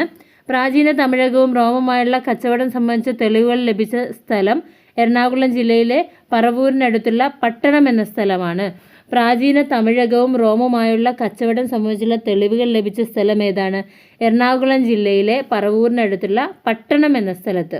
പ്രാചീന തമിഴകവും റോമും തമ്മിലുള്ള വ്യാപാരത്തിൻ്റെ തെളിവുകൾ കിട്ടുന്നത് എവിടെ നിന്നാണ്? എറണാകുളം ജില്ലയിലെ പറവൂരിനടുത്തുള്ള പട്ടണം എന്ന സ്ഥലത്ത് നിന്നാണ്. മൂവേന്തന്മാർ എന്നറിയപ്പെടുന്നത് ചേരന്മാര്, ചോളന്മാര്, പാണ്ഡ്യന്മാര്. ചേരന്മാരുടെ ആസ്ഥാനം മുച്ചിരിയാണ്, അഥവാ മുസിരീസ്. ദെൻ പാണ്ഡ്യന്മാരുടെ ആസ്ഥാനം മധുരൈ. ചോളന്മാരുടെ ആസ്ഥാനം ഉറയൂരാണ്. പ്രാചീന തമിഴകത്തെ പ്രധാന തുറമുഖ പട്ടണങ്ങൾ മുച്ചിരി, തൊണ്ടി, വാഗൈ, മാന്തൈ, കാവേരിപ്പട്ടണം. പ്രാചീന തമിഴകത്തിലെ പ്രധാനപ്പെട്ട തുറമുഖ പട്ടണങ്ങളാണ് ഏതൊക്കെ? മുച്ചിരി, തൊണ്ടി, വാഗൈ, മാന്തൈ, കാവേരിപ്പട്ടണം. മുച്ചിരി, തൊണ്ടി, വാഗൈ, മാന്തൈ, കാവേരിപ്പട്ടണം. ചോളന്മാരുടെ ആസ്ഥാനം ഉറയൂര്, പാണ്ഡ്യന്മാരുടെ ആസ്ഥാനം മധുരൈ, ചേരന്മാരുടെ ആസ്ഥാനം മുച്ചിരി. മൂവേന്തന്മാർ എന്നറിയപ്പെടുന്നത് ചേരന്മാര്, ചോളന്മാര്, പാണ്ഡ്യന്മാര്. പ്രാചീന തമിഴകത്തിലെ കച്ചവട സംഘം ഏതാണ്? ഉമണറാണ്. ആ കാലഘട്ടത്തിലെ പ്രാചീന തമിഴ് പാട്ടുകളിൽ അല്ലെങ്കിൽ പഴന്തമിഴ് പാട്ടുകളിൽ പരാമർശിക്കുന്ന പ്രധാന കാർഷിക വിഭവം ചക്ക. പ്രാചീന തമിഴകത്തെ അങ്ങാടികൾ അല്ലലാവണം, നാളങ്ങാടി എന്നീ പേരുകളിൽ അറിയപ്പെടുന്നു. നെയ്തൽ പ്രദേശത്തെ ജനങ്ങളുടെ പ്രധാന തൊഴിൽ മീൻ പിടിക്കൽ, ഉപ്പുണ്ടാക്കൽ. കന്നുകാലികളെ പിടിച്ചെടുക്കുന്ന സമ്പ്രദായത്തെ വെടിച്ച് എന്നറിയപ്പെടുന്നു. പ്രാചീന തമിഴകത്തെ സാധനങ്ങൾക്ക് പകരം സാധനം കൈമാറ്റം ചെയ്യപ്പെടുന്ന രീതിയെ നൊടുത്തൽ എന്നറിയപ്പെടുന്നു. ഇനി 8ാം ക്ലാസ്സിൽ ഗംഗാസമുദ്രത്തിലേക്ക് എന്ന് പറഞ്ഞൊരു ചാപ്റ്റർ ഉണ്ട്. സംസ്കൃത ഭാഷയിൽ രചിക്കപ്പെട്ട ആദ്യത്തെ കൃതി ഋഗ്വേദമാണ്. സംസ്കൃതം ഒരു ഇൻഡോ യൂറോപ്യൻ ഭാഷയ്ക്ക് ഉദാഹരണമാണ്. ഋഗ്വേദത്തിൽ പരാമർശിക്കുന്ന ദേവേന്ദ്രന്റെ വേട്ടപ്പട്ടിയുടെ പേരാണ് സരമ. ഇന്ത്യ എന്ന വിസ്മയം രചിച്ചത് എ.എൽ. ഭാഷാമാണ്. ഇന്ത്യ എന്ന വിസ്മയം എന്ന ഗ്രന്ഥം രചിച്ചത് എ.എൽ. ഭാഷാമാണ്. ഋഗ്വേദത്തിൽ പരാമർശിക്കുന്ന ദേവേന്ദ്രന്റെ വേട്ടപ്പട്ടിയുടെ പേര് സരമ. ആര്യന്മാരുടെ സംസാര ഭാഷ സംസ്കൃതം. സപ്തസൈന്ധവം എന്നറിയപ്പെടുന്നത് സിന്ധു നദിയും അതിൻ്റെ 5 പോഷക നദികളും കൂടാതെ സരസ്വതി നദിയും ചേർന്ന പ്രദേശമാണ്. സിന്ധു നദിയും 5 പോഷക നദിയും കൂടാതെ സരസ്വതി നദിയും ചേർന്ന പ്രദേശത്തെ സപ്തസൈന്ധവം എന്നറിയപ്പെടുന്നു. സംസ്കൃതം ഒരു ഇൻഡോ യൂറോപ്യൻ ഭാഷയാണ്. ഋഗ്വേദത്തിൽ പരാമർശിക്കുന്ന ദേവേന്ദ്രന്റെ വേട്ടപ്പട്ടിയുടെ പേര് സരമ. ആര്യന്മാരുടെ സംസാര ഭാഷ സംസ്കൃതം. ആര്യന്മാരുടെ ആദ്യ വാസസ്ഥലം സപ്തസൈന്ധവം. സപ്തസൈന്ധവ പ്രദേശത്തെക്കുറിച്ച് വിവരം ലഭിക്കുന്നത് ഏതിൽ നിന്നാണ്? ഋഗ്വേദത്തിൽ നിന്നാണ്. ആര്യന്മാരുടെ ഗോത്രസഭകൾ അറിയപ്പെട്ടിരുന്നത് വിധാത, സഭ, സമിതി എന്നീ പേരുകളിലാണ്. ആര്യന്മാരുടെ ഗോത്രസഭകളെ വിധാത, സഭ, സമിതി എന്നീ പേരുകളിൽ അറിയപ്പെടുന്നു. ആര്യന്മാരുടെ പ്രധാനപ്പെട്ട തൊഴിൽ കന്നുകാലി വളർത്തലും കൃഷിയുമാണ്. കന്നുകാലികൾക്കും മേച്ചിൽപ്പുറങ്ങൾക്കും വേണ്ടി ആര്യന്മാർ നടത്തിയ യുദ്ധങ്ങളെ ഗവിഷ്ടി എന്നറിയപ്പെടുന്നു. കന്നുകാലികൾക്കും മേച്ചിൽപ്പുറങ്ങൾക്കും വേണ്ടി ആര്യന്മാർ നടത്തിയ യുദ്ധങ്ങളെ ഗവിഷ്ടി എന്നറിയപ്പെടുന്നു. ഋഗ്വേദ കാലത്ത് തൊഴിലിൻ്റെ അടിസ്ഥാനത്തിൽ സപ്തസൈന്ധവ സമൂഹത്തെ 3ആയിട്ട് തിരിക്കുന്നുണ്ട്: പുരോഹിതര്, സേനാനികള്, സാധാരണക്കാര്. ഋഗ്വേദ കാലത്ത് തൊഴിലിൻ്റെ അടിസ്ഥാനത്തിൽ സപ്തസൈന്ധവ സമൂഹത്തെ 3ആയിട്ട് തരംതിരിക്കുന്നുണ്ട്: പുരോഹിതര്, സേനാനികള്, സാധാരണക്കാര്. ആര്യന്മാരുടെ പ്രധാനപ്പെട്ട ദൈവം ഇന്ദ്രനാണ്. മറ്റു ദൈവങ്ങൾ അഗ്നി, വരുണൻ, മരുത്, സൂര്യൻ. ആര്യന്മാരുടെ പ്രധാനപ്പെട്ട ദൈവം ഇന്ദ്രനാണ്. അഗ്നി, വരുണൻ, മരുത്, സൂര്യൻ എന്നിവയാണ് മറ്റ് ദൈവങ്ങൾ. ആര്യന്മാർ സപ്തസൈന്ധവ പ്രദേശത്ത് നിന്ന് ഗംഗാസമുദ്രത്തിലേക്ക് കുടിയേറിയത് BC 1000-ലാണ്. ആര്യന്മാർ സപ്തസൈന്ധവ പ്രദേശത്ത് നിന്ന് ഗംഗാസമുദ്രത്തിലേക്ക് കുടിയേറിയത് BC 1000-ലാണ്. ആര്യന്മാരുടെ കാലത്ത് ഗംഗാസമുദ്രത്തിലെ ജനങ്ങൾ ഇരുമ്പ് ഉപയോഗിച്ചിരുന്നു എന്നതിൻ്റെ തെളിവ് ലഭിച്ച സ്ഥലങ്ങൾ അത്രാഞ്ചിഗേഡ, ജോധ്പുര, ഭഗവൻപുര. ഈ അത്രാഞ്ചിഗേഡ ഉത്തർപ്രദേശിലാണ്, ജോധ്പുര രാജസ്ഥാനിലാണ്, ഭഗവൻപുര ഹരിയാനയിലാണ്. അപ്പോൾ ആര്യന്മാരുടെ കാലത്ത് ഗംഗാസമുദ്രത്തിലെ ജനങ്ങൾ ഇരുമ്പ് ഉപയോഗിച്ചിരുന്നു എന്നതിൻ്റെ തെളിവ് ലഭിച്ച സ്ഥലങ്ങളാണ് അത്രാഞ്ചിഗേഡ, ഉത്തർപ്രദേശിലുള്ള അത്രാഞ്ചിഗേഡ, ദെൻ ജോധ്പുര, രാജസ്ഥാനിലെ ജോധ്പുര. ദെൻ ഭഗവൻപുര, ഹരിയാനയിലെ ഭഗവൻപുര. കർഷകർ ഉൽപാദനത്തിൻ്റെ ഒരു പങ്ക് കൃഷി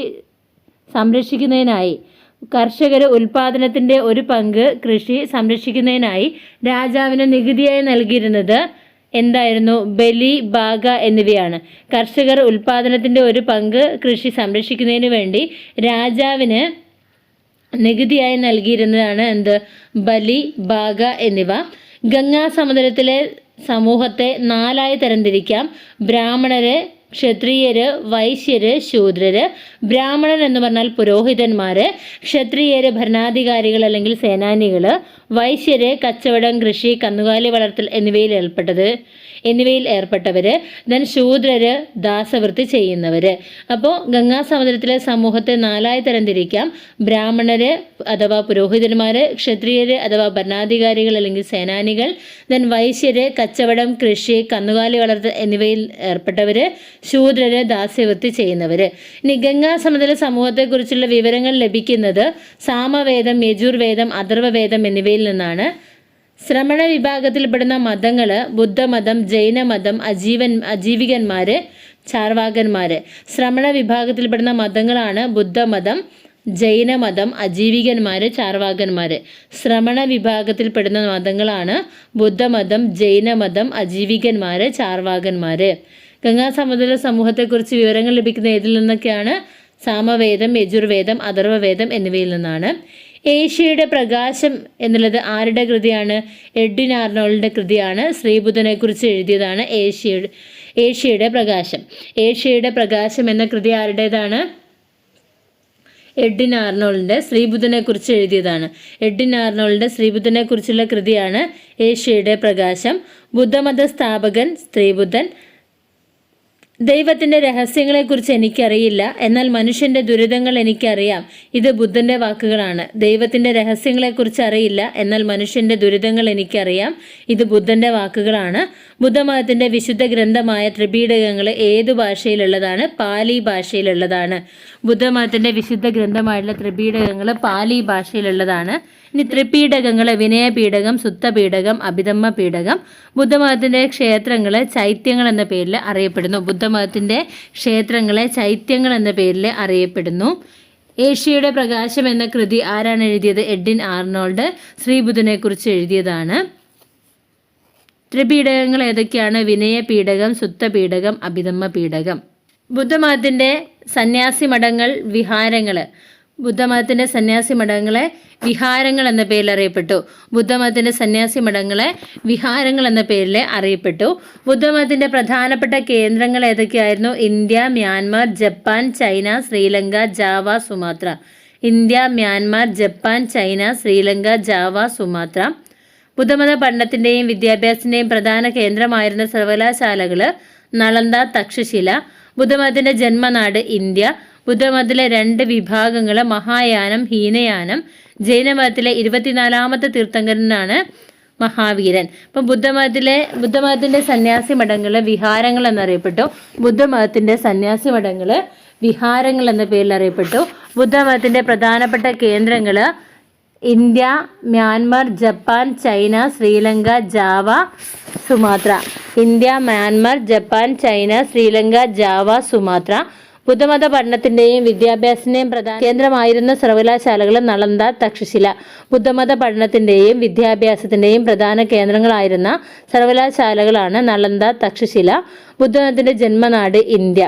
ബുദ്ധമതത്തിൻ്റെ 2 വിഭാഗങ്ങൾ മഹായാനം, ഹീനയാനം. ജൈനമതത്തിലെ 24ാമത്തെ തീർത്ഥങ്കരൻ മഹാവീരൻ. ജൈനമതത്തിലെ 24ാമത്തെ തീർത്ഥങ്കരൻ മഹാവീരൻ. ജൈനമതത്തിലെ ആകെ തീർത്ഥങ്കരന്മാർ 24. ജൈനമതത്തിലെ ആകെ തീർത്ഥങ്കരന്മാർ 24. ജൈനമതത്തിൻ്റെ അടിസ്ഥാന തത്വങ്ങൾ ശരിയായ വിശ്വാസം, ശരിയായ അറിവ്, ശരിയായ പ്രവൃത്തി. ശരിയായ വിശ്വാസം, ശരിയായ അറിവ്, ശരിയായ പ്രവൃത്തി എന്നാണ് ജൈനമതത്തിൻ്റെ അടിസ്ഥാന തത്വങ്ങൾ. ഗോമതേശ്വര പ്രതിമ സ്ഥിതി ചെയ്യുന്നത് ശ്രവണബലഗോളയിലാണ്. ഗോമതേശ്വര പ്രതിമ സ്ഥിതി ചെയ്യുന്നത് ശ്രവണബലഗോള, കർണാടകയിലെ ശ്രവണബലഗോളയിലാണ് ഗോമതേശ്വര പ്രതിമ സ്ഥിതി ചെയ്യുന്നത്. ഗോമതേശ്വര പ്രതിമ കർണാടകത്തിലെ ശ്രവണബെളഗോളയിൽ സ്ഥിതി ചെയ്യുന്നു. പ്രസിദ്ധമായുള്ള ജൈനമത കേന്ദ്രമാണ് ശ്രവണബെളഗോള. ജൈനമതത്തിലെ 2 വിഭാഗങ്ങള് ശ്വേതാംബരന്മാരും ദിഗംബരന്മാരും. ബുദ്ധൻ ജനിച്ചത് ലുംബിനി, നേപ്പാളിലെ ലുംബിനിയിലാണ്.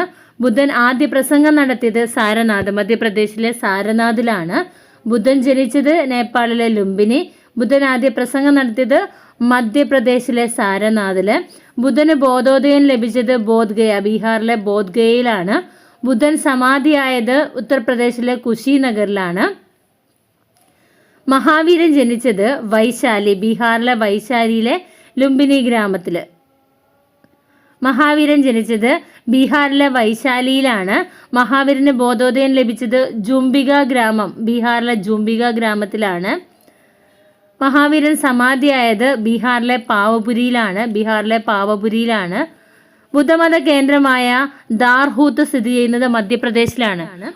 ഗോത്രങ്ങളുടെയോ ഗോത്രത്തലവന്മാരുടെയോ സംഘം ഗണസംഘം എന്ന പേരിൽ അറിയപ്പെട്ടു.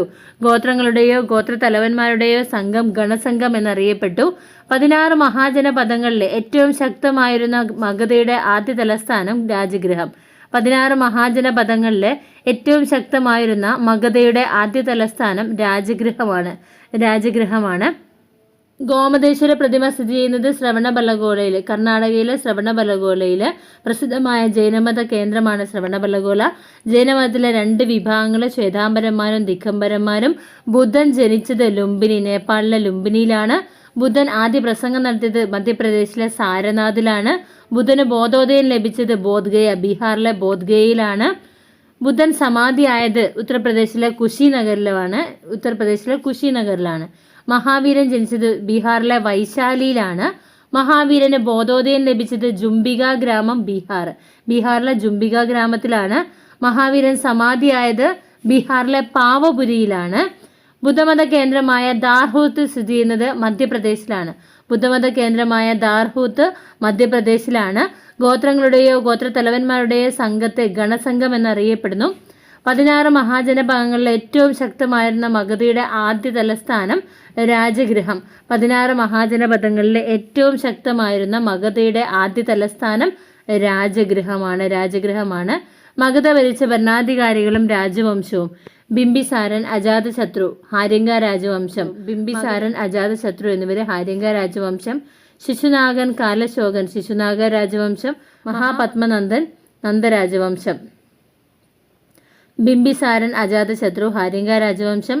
ശിശുനാഗൻ, കാലശോകൻ, ശിശുനാഗ രാജവംശം. മഹാപത്മനന്ദൻ, നന്ദരാജവംശം. അലക്സാണ്ടർ ഇന്ത്യ ആക്രമിച്ച വർഷം BC 327. അലക്സാണ്ടർ പ്രാചീന ഗ്രീസിലെ മാസിഡോണിയയിലെ ഭരണാധികാരിയായിരുന്നു. അലക്സാണ്ടറിന്റെ ഗുരു അരിസ്റ്റോട്ടിലാണ്. അരിസ്റ്റോട്ടിലിന്റെ ഗുരു പ്ലാറ്റോയുടെ ഗുരു സോക്രട്ടീസ്. അപ്പോൾ അലക്സാണ്ടറിന്റെ ഗുരു അരിസ്റ്റോട്ടിലിന്റെ ഗുരു പ്ലാറ്റോയുടെ ഗുരു സോക്രട്ടീസ്. ഇന്ത്യ ആക്രമിച്ച ആദ്യ പേർഷ്യൻ ഭരണാധികാരിയാണ് സൈറസ്. സൈറസിന് ശേഷം ഇന്ത്യ ആക്രമിച്ച് സിന്ധ്, പഞ്ചാബ് എന്നിവ കൈവശപ്പെടുത്തിയ പേർഷ്യൻ ഭരണാധികാരി ദാരിയസ് ഒന്നാമനാണ്. സൈറസിന് ശേഷം ഇന്ത്യ ആക്രമിച്ച് സിന്ധ്, പഞ്ചാബ് എന്നിവ കൈവശപ്പെടുത്തിയ പേർഷ്യൻ ഭരണാധികാരി ദാരിയസ് ഒന്നാമനാണ്. സൈറസിന് ശേഷം ഇന്ത്യ ആക്രമിച്ച് സിന്ധ്, പഞ്ചാബ് എന്നിവ കൈവശപ്പെടുത്തിയ പേർഷ്യൻ ഭരണാധികാരി ദാരിയസ് ഒന്നാമൻ. ഖരോഷ്ടി ലിപി ഇന്ത്യയിൽ നിലവിൽ വരാൻ കാരണം: ഖരോഷ്ടി ലിപി ഇന്ത്യയിൽ നിലവിൽ വന്നത് പേർഷ്യൻ ആക്രമണത്തിലൂടെയാണ്. അപ്പോൾ അലക്സാണ്ടർ ഇന്ത്യ ആക്രമിച്ചത് BC 327.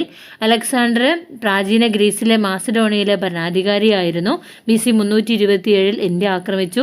അലക്സാണ്ടറിന്റെ ഗുരു അരിസ്റ്റോട്ടിലിന്റെ ഗുരു പ്ലാറ്റോയുടെ ഗുരു സോക്രട്ടീസ്. ഇന്ത്യ ആക്രമിച്ച ആദ്യം പേർഷ്യ ഭരണാധികാരി സൈറസിന് ശേഷം ഇന്ത്യ ആക്രമിച്ച് സിന്ധ്, പഞ്ചാബ് എന്നിവ കൈവശപ്പെടുത്തിയ പേർഷ്യൻ ഭരണാധികാരിയാണ് ദാരിയസ് ഒന്നാമൻ. സൈറസിന് ശേഷം ദാരിയസ് ഒന്നാമൻ. ഖരോഷ്ടി ലിപി ഇന്ത്യയിൽ നിലവിൽ വരാൻ കാരണം പേർഷ്യൻ ആക്രമണം. മഗധ ഭരിച്ച ഭരണാധികാരികളും രാജവംശവും: ബിംബിസാരൻ, അജാതശത്രു, ഹാര്യങ്ക രാജവംശം. ശിശുനാഗൻ, കാലശോകൻ, ശിശുനാഗ രാജവംശം. മഹാപത്മനന്ദൻ, നന്ദരാജവംശം. ഇനി 8ാം ക്ലാസ്സിലെ മഗധ മുതൽ താനേശ്വരം വരെ എന്നുള്ള ചാപ്റ്ററാണ് നോക്കേണ്ടത്. ഇൻഡിക എന്ന കൃതി രചിച്ചത് മെഗസ്തനീസ് ആണ്. ഇൻഡിക എന്ന കൃതി മെഗസ്തനീസ് ആണ് രചിച്ചത്. മെഗസ്തനീസിൻ്റെതാണ് ഇൻഡിക. BC 321 ചന്ദ്രഗുപ്ത മൗര്യൻ്റെ കൊട്ടാരം സന്ദർശിച്ച ഗ്രീക്കുകാരനാണ് മെഗസ്തനീസ്. BC 321 ചന്ദ്രഗുപ്ത മൗര്യൻ്റെ കൊട്ടാരം സന്ദർശിച്ച ഗ്രീക്കുകാരനാണ് മെഗസ്തനീസ്. BC 327 അലക്സാണ്ടർ ഇന്ത്യ ആക്രമിച്ചത്. BC 321 മെഗസ്തനീസ് ഇന്ത്യയിൽ വരുന്നത്. കൗടില്യൻ്റെ അർത്ഥശാസ്ത്രത്തിൽ പറയുന്ന ഒരു രാഷ്ട്രത്തിന് അനിവാര്യമായ 7 ഘടകങ്ങൾ, അതായത് സപ്താംഗങ്ങൾ എന്ന് പറഞ്ഞാൽ ഏതൊക്കെയാണ്?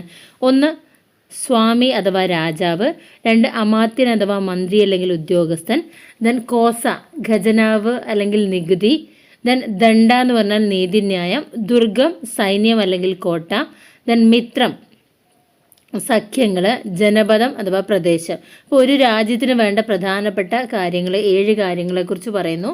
ഒന്നൊരു രാജാവ് വേണം, ദെൻ രാജാവ് അഥവാ സ്വാമി, മന്ത്രി അഥവാ ഉദ്യോഗസ്ഥൻ അമാത്യൻ എന്നറിയപ്പെട്ടു, മന്ത്രി അഥവാ ഉദ്യോഗസ്ഥനെ അമാത്യൻ എന്നറിയപ്പെട്ടു, ഖജനാവ് നികുതി സമ്പ്രദായങ്ങളൊക്കെ വേണം, ഇതിനെ കോസ എന്നറിയപ്പെട്ടു, നീതിന്യായ സമ്പ്രദായം വേണം, ഇതിനെ ദണ്ഡ എന്നറിയപ്പെട്ടു, അതായത് തെറ്റ് ചെയ്താൽ ദണ്ഡെടുത്ത് അടിക്കുന്നു അങ്ങനെ വിചാരിച്ചാൽ മതി. ദെൻ സൈന്യം കോട്ട ദുർഗം എന്ന പേരിൽ അറിയപ്പെട്ടു, സഖ്യങ്ങൾ മിത്രങ്ങൾ, അതായത് പരസ്പരം അലയൻസുകൾ, വിവിധ രാജ്യങ്ങളുമായിട്ട് സഖ്യങ്ങൾ ഉണ്ടായിരിക്കണം. ദെൻ പ്രദേശം, അതാണ് ജനപദം എന്ന് പറഞ്ഞാൽ ഒരു കൂട്ടം, ഒരു ഏരിയ, ഒരു പ്രദേശം ഉണ്ടായിരിക്കണം. ഇനി സപ്താംഗങ്ങളെ അടിസ്ഥാനമാക്കി ഭരണവ്യവസ്ഥ സ്ഥാപിച്ചത് ചന്ദ്രഗുപ്ത മൗര്യനാണ്. ഈ ചന്ദ്രഗുപ്ത മൗര്യന് ഈ കൗടില്യൻ്റെ സപ്താംഗം എന്നുള്ള ആ ഒരു ആശയത്തെ അടിസ്ഥാനമാക്കിയിട്ടാണ് ഭരണവ്യവസ്ഥ സ്ഥാപിച്ചത്. മൗര്യന്മാരുടെ തലസ്ഥാനം പാടലീപുത്രം, അതായത് ഇന്നത്തെ പാറ്റ്ന. ചന്ദ്രഗുപ്ത മൗര്യൻ്റെ കൊട്ടാരത്തിലേക്ക് മെഗസ്തനീസിനെ പ്രതിനിധിയായിട്ട് പറഞ്ഞയച്ച ഗ്രീക്ക് സൈന്യാധിപനാണ് സെലൂക്കസ് നികേതർ.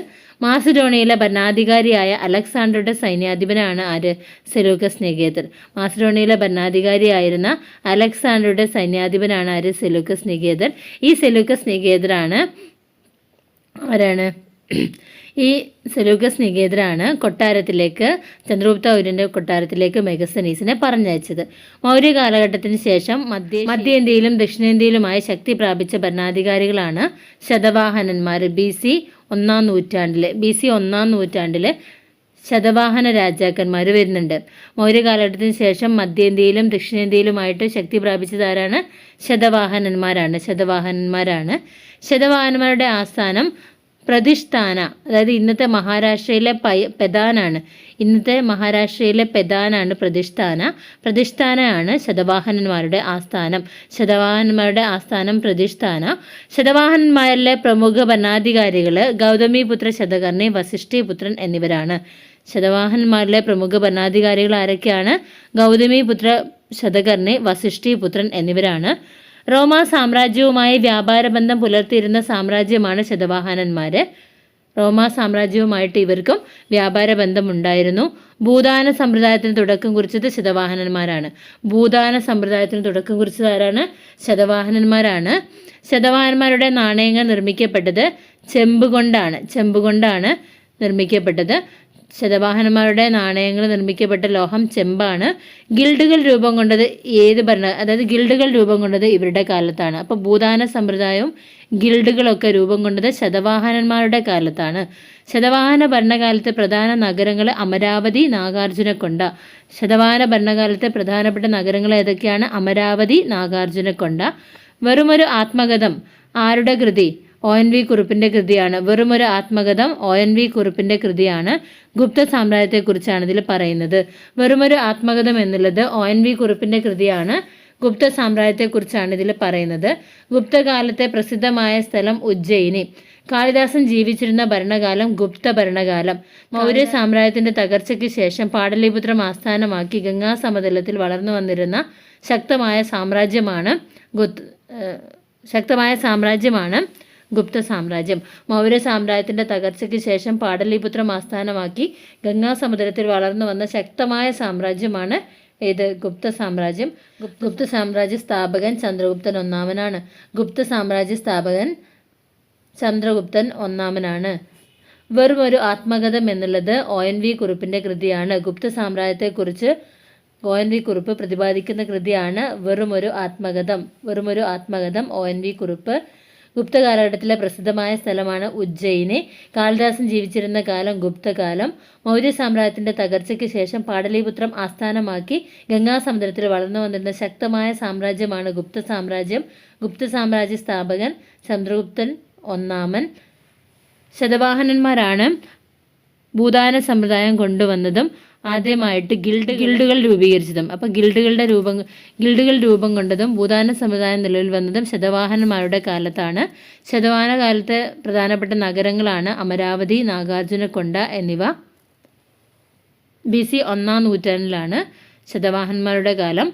മധ്യേന്ത്യയിലും ദക്ഷിണേന്ത്യയിലുമായി ശക്തി പ്രാപിച്ച ഭരണാധികാരികളായിരുന്നു ശതവാഹനന്മാർ. പ്രതിഷ്ഠാന, ശതവാഹനന്മാരുടെ ആസ്ഥാനം പ്രതിഷ്ഠാന, ഇന്നത്തെ മഹാരാഷ്ട്രയിലെ പെതാനാണ്. ഇന്നത്തെ മഹാരാഷ്ട്രയിലെ പെതാനാണ് പ്രതിഷ്ഠാന എന്ന് പറഞ്ഞാൽ. ഇനി ഗുപ്തവർഷം ആരംഭിക്കുന്നത് CE 320. ഗുപ്തവർഷം ആരംഭിക്കുന്നത് CE 320. അലഹബാദ് പ്രശസ്തി തയ്യാറാക്കിയത് ഹരിസേനാണ്. സമുദ്രഗുപ്തന്റെ യുദ്ധങ്ങളെക്കുറിച്ച് ഹരിസേനനാണ് അലഹാബാദി പ്രശസ്തി തയ്യാറാക്കിയത്. സമുദ്രഗുപ്തന്റെ കൊട്ടാരത്തിലെ കവിയായിരുന്നു ഹരിസേനൻ. രാജാക്കന്മാരുടെ യുദ്ധവിജയങ്ങളെക്കുറിച്ചും ഭരണ നേട്ടങ്ങളെക്കുറിച്ചും രാജസദസ്സിലെ കവികൾ തയ്യാറാക്കിയിരുന്ന ലിഖിതങ്ങളെ അറിയപ്പെട്ടത് പ്രശസ്തി എന്ന പേരിലാണ്.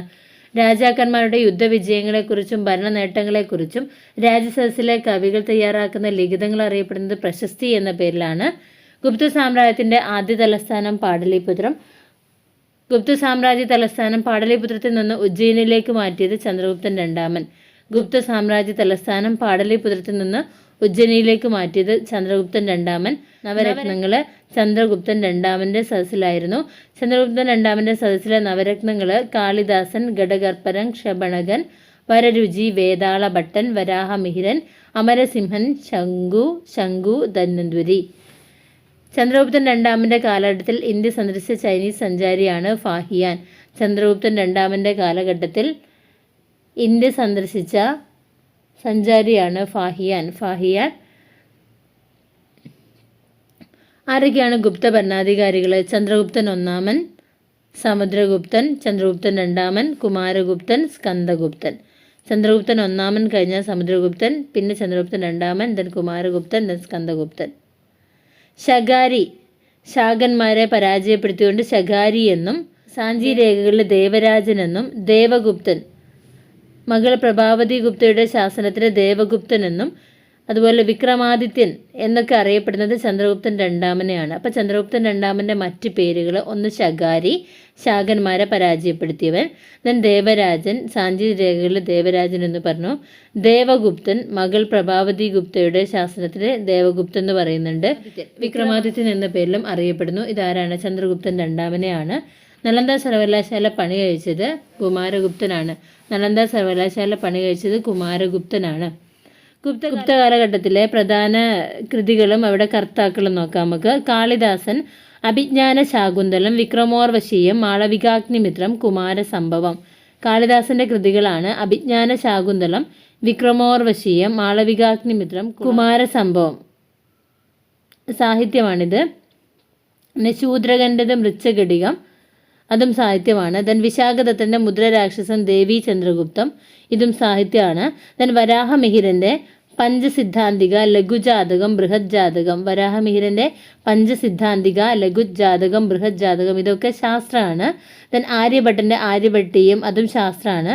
ദെൻ അമരസിംഹൻ്റെ അമരകോശം ഭാഷാ നിഘണ്ടുവാണ്. അപ്പോൾ അഭിജ്ഞാന ശാകുന്തളം, വിക്രമോർവശീയം, മാളവികാഗ്നിമിത്രം, കുമാരസംഭവം എന്നിവ കാളിദാസന്റെ കൃതികളാണ്. മൃച്ഛകടികം ശൂദ്രകന്റെ കൃതിയാണ്. ദെൻ മുദ്രരാക്ഷസം, ദേവി ചന്ദ്രഗുപ്തം എന്നിവ വിശാഖദത്തന്റെ കൃതികളാണ്. ദെൻ പഞ്ചസിദ്ധാന്തിക, ലഘുജാതകം, ബൃഹത് ജാതകം വരാഹമിഹിരന്റെ കൃതിയാണ്. ദെൻ ആര്യഭട്ടീയം ആര്യഭട്ടൻ്റേതാണ്. അമരകോശം അമരസിംഹന്റെ ഭാഷാ നിഘണ്ടുവാണ്. ഗുപ്തന്മാർക്ക് ശേഷം പ്രാചീന ഇന്ത്യയിൽ നിലനിന്ന ശക്തമായ ഭരണം വർദ്ധന രാജവംശം. ഹർഷവർദ്ധനാണ് അതിലെ പ്രധാനപ്പെട്ട ഭരണാധികാരി. ഗുപ്തന്മാർക്ക് ശേഷം നിലനിന്ന ശക്തമായ ഭരണം വർധന രാജവംശം. ഹർഷവർദ്ധനാണ് പ്രധാനപ്പെട്ട ഭരണാധികാരി. വർധന രാജവംശത്തിൻ്റെ കേന്ദ്രം താനേശ്വർ, ഇന്നത്തെ ഹരിയാനയിലെ കുരുക്ഷേത്ര ജില്ലയിലുള്ള സ്ഥലം. രത്നാവലി, പ്രിയദർശിക, നാഗാനന്ദം എന്നീ നാടകങ്ങൾ രചിച്ചത് ഹർഷവർദ്ധനൻ. രത്നാവലി, പ്രിയദർശിക, നാഗാനന്ദം എന്നീ നാടകങ്ങൾ രചിച്ചത് ഹർഷവർദ്ധനൻ. നളന്ദ സർവകലാശാലയുടെ ഉന്നമനത്തിനായിട്ട് പ്രവർത്തിച്ച വർധന രാജാവ് ഹർഷവർദ്ധനൻ. രത്നാവലി, പ്രിയദർശിക, നാഗാനന്ദം എന്നീ നാടകങ്ങൾ ഹർഷവർദ്ധനൻ. നളന്ദ സർവകലാശാലയുടെ ഉന്നമനത്തിനായി പ്രവർത്തിച്ച വർധന രാജാവ് ഹർഷവർദ്ധനൻ. ഹർഷചരിതം രചിച്ചത് ബാണഭട്ടൻ. ഹുയാങ്സാങ് ഇന്ത്യ സന്ദർശിച്ചത് ഹർഷവർദ്ധനൻ്റെ കാലത്താണ്. ഹർഷചരിതം രചിച്ചത് ബാണഭട്ടൻ. ഹുയാൻസാങ് ഇന്ത്യ സന്ദർശിച്ചത് ഹർഷവർദ്ധനൻ്റെ കാലത്താണ്. ഹുയാൻസാങ് ഇന്ത്യ സന്ദർശിച്ചത് ഹർഷവർദ്ധനൻ്റെ കാലത്താണ്. അപ്പോൾ ഫാഹിയാൻ ഇന്ത്യ സന്ദർശിച്ചത് ചന്ദ്രഗുപ്തൻ രണ്ടാമൻ്റെ കാലത്താണ്. ചന്ദ്രഗുപ്തൻ രണ്ടാമൻ്റെ കാലത്ത് ഫാഹിയാൻ ഇന്ത്യ സന്ദർശിച്ചു. ഹുയാൻസാങ് ഹർഷവർദ്ധനൻ്റെ കാലത്ത് ഇന്ത്യ സന്ദർശിച്ചു. ഇത്രയാണ് നമുക്ക് പ്രാചീന ഇന്ത്യ ചരിത്രത്തിൻ്റെ ഭാഗത്ത് പറയാനുള്ളത്. ഇനി നമുക്ക് മധ്യകാല ഇന്ത്യ ചരിത്രം നോക്കാം. 6ാം ക്ലാസ്സിലെ പാഠം 1 മധ്യകാല ഇന്ത്യ അധികാര കേന്ദ്രങ്ങൾ എന്നുള്ള പാഠത്തെ ബേസ് ചെയ്തിട്ടുള്ളതാണ്. ഇന്ത്യ ചരിത്രത്തിലെ മധ്യകാലഘട്ടം CE 8ാം നൂറ്റാണ്ട് മുതൽ 18ാം നൂറ്റാണ്ട് വരെയാണ്. ഇന്ത്യ ചരിത്രത്തിലെ മധ്യകാലഘട്ടം CE 8ാം നൂറ്റാണ്ട് മുതൽ 18ാം നൂറ്റാണ്ട് വരെയാണ്. ഡൽഹി സ്ഥിതി ചെയ്യുന്ന സ്ഥലം സിന്ധുഗംഗാ സമതലം. ഡൽഹി സ്ഥിതി ചെയ്യുന്ന സ്ഥലം ഏതാണ്? സിന്ധുഗംഗാ സമതലം. ഡൽഹി പ്രധാന അധികാര കേന്ദ്രമായി മാറാനുള്ള ഭൂമിശാസ്ത്രപരമായ ഘടകങ്ങൾ എന്തൊക്കെയാണ്? സിന്ധുഗംഗാ സമതലത്തിൻ്റെ ഫലഭൂയിഷ്ഠത, ആരവല്ലി പർവ്വതനിരയുടെ സാന്നിധ്യം, യമുനാ നദിയുടെ സാന്നിധ്യം. അപ്പോൾ ഡൽഹി പ്രധാന അധികാര കേന്ദ്രമായി മാറാനുള്ള ഭൂമിശാസ്ത്രപരമായ ഘടകങ്ങൾ: സിന്ധുഗംഗാ സമതലത്തിൻ്റെ ഫലഭൂയിഷ്ഠത, ആരവല്ലി പർവ്വതനിരയുടെ സാന്നിധ്യം, യമുനാ നദിയുടെ സാന്നിധ്യം. അപ്പോൾ CE 8ാം നൂറ്റാണ്ട് മുതൽ 18ാം നൂറ്റാണ്ട് വരെ ഇന്ത്യ ചരിത്രത്തിലെ മധ്യകാലഘട്ടമാണ്. ഡൽഹി സ്ഥിതി ചെയ്യുന്നത് സിന്ധുഗംഗാ സമതലത്തിലാണ്. ഡൽഹി ആദ്യമായി അധികാര കേന്ദ്രമാകുന്നത് രജപുത്ര വിഭാഗത്തിൽപ്പെട്ട തൊമര രാജാക്കന്മാരുടെ കാലത്ത്, അതായത് 8ാം നൂറ്റാണ്ടിലാണ്. 8ാം നൂറ്റാണ്ടിലെ രജപുത്ര വിഭാഗത്തിൽപ്പെട്ട തൊമര രാജാക്കന്മാരുടെ കാലത്താണ് ഡൽഹി അധികാര കേന്ദ്രമായിട്ട് മാറുന്നത്. 8ാം നൂറ്റാണ്ടിൽ ഡൽഹി അറിയപ്പെട്ടിരുന്നത് ദില്ലിക എന്ന പേരിലാണ്. 8ാം നൂറ്റാണ്ടിൽ ഡൽഹി അറിയപ്പെട്ടത് ദില്ലിക എന്ന പേരിലാണ്. രജപുത്രന്മാരിലെ പ്രധാനികളിൽ തൊമര വംശം, ചൗഹാൻ വംശം എന്നിവരാണ്. രജപുത്രന്മാരിലെ പ്രധാനികൾ ആരൊക്കെയായിരുന്നു? തൊമര വംശം, ചൗഹാൻ വംശം എന്നിവരാണ്. തൊമര വംശത്തെ തുടർന്ന് ഡൽഹിയിൽ അധികാരത്തിലെത്തിയത് ചൗഹാൻ വംശം. തൊമര വംശത്തെ തുടർന്ന് ഡൽഹിയിൽ അധികാരത്തിൽ വന്നത് ആരാണ്? ചൗഹാൻ വംശം. ചൗഹാൻ വംശത്തിലെ അവസാനത്തെ ഭരണാധികാരി പൃഥ്വിരാജ് ചൗഹാൻ. പൃഥ്വിരാജ് ചൗഹാനെ പരാജയപ്പെടുത്തിയ അഫ്ഗാൻ ഭരണാധികാരിയാണ് മുഹമ്മദ് ഗോറിയുടെ സേനാനായകൻ കുതുബ്ദീൻ ഐബക്ക്. അപ്പോൾ ചൗഹാൻ രാജവംശത്തിലെ അവസാന ഭരണാധികാരിയായ പൃഥ്വിരാജ് ചൗഹാനെ മുഹമ്മദ് ഗോറി പരാജയപ്പെടുത്തി. മുഹമ്മദ് ഗോറിയുടെ സേനാനായകൻ്റെ പേര് കുതുബ്ദീൻ ഐബക്ക്. അടിമ രാജവംശം അഥവാ മംലൂക്ക് രാജവംശം സ്ഥാപിച്ചത് കുതുബ്ദീൻ ഐബക്ക്. 1206 മംലൂക്ക് രാജവംശം സ്ഥാപിക്കുന്നത്. 1206 മംലൂക്ക് രാജവംശം സ്ഥാപിക്കുന്നത്. CE 1206 മുതൽ CE 1526 വരെയുള്ള കാലഘട്ടത്തെ സുൽത്താനറ്റ് കാലഘട്ടം എന്ന പേരിൽ അറിയപ്പെടുന്നു. CE 1206 മുതൽ 1526 വരെയുള്ള കാലഘട്ടത്തെ സൽത്തനറ്റ് കാലഘട്ടം എന്ന പേരിൽ അറിയപ്പെടുന്നു. സുൽത്താൻ സാമ്രാജ്യത്തിലെ 5 രാജവംശങ്ങൾ: അടിവംശം, ഖിൽജി വംശം, തുഗ്ലക് വംശം, സയ്യിദ് വംശം, ലോധി വംശം. അതായത് CE 1206 മുതൽ CE 1526 വരെയുള്ള കാലഘട്ടം. കുതുബ്ദീൻ ഐബക്കിന് ശേഷം അധികാരത്തിലെത്തിയ ഭരണാധികാരിയാണ് ഇൽത്തുമിഷ്. മുൽത്താൻ, ലാഹോർ, ബംഗാൾ തുടങ്ങിയ പ്രദേശങ്ങൾ കീഴടക്കിയ അടിമ വംശത്തിലെ ഭരണാധികാരിയാണ് ഇൽത്തുമിഷ്. മുൽത്താൻ, ലാഹോർ,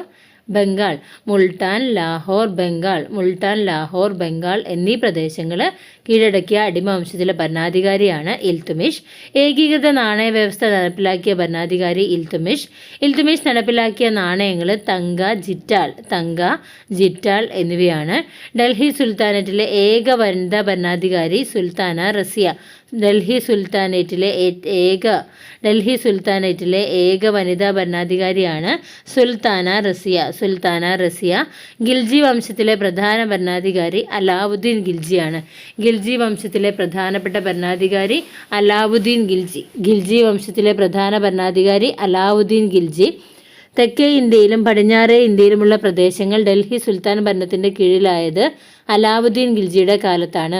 തെക്കേ ഇന്ത്യയിലും പടിഞ്ഞാറേ ഇന്ത്യയിലുമുള്ള പ്രദേശങ്ങൾ ഡൽഹി സുൽത്താൻ ഭരണത്തിന് കീഴിലായത് അലാവുദ്ദീൻ ഖിൽജിയുടെ കാലത്താണ്. അലാവുദ്ദീൻ ഖിൽജി കീഴടക്കിയ ആദ്യ പ്രദേശം ഗുജറാത്താണ്. അലാവുദ്ദീൻ ഖിൽജി കീഴടക്കിയ ആദ്യ പ്രദേശം ഗുജറാത്താണ്. തുഗ്ലക് വംശത്തിൻ്റെ പ്രധാന ഭരണാധികാരി മുഹമ്മദ് ബിൻ തുഗ്ലക്കാണ്. തുഗ്ലക് വംശത്തിലെ പ്രധാന ഭരണാധികാരി. തലസ്ഥാനം ഡൽഹിയിൽ നിന്ന് ദേവഗിരിയിലേക്കും തിരിച്ചു മാറ്റിയ ഭരണാധികാരി Muhammad bin തുഗ്ലക്കാണ്.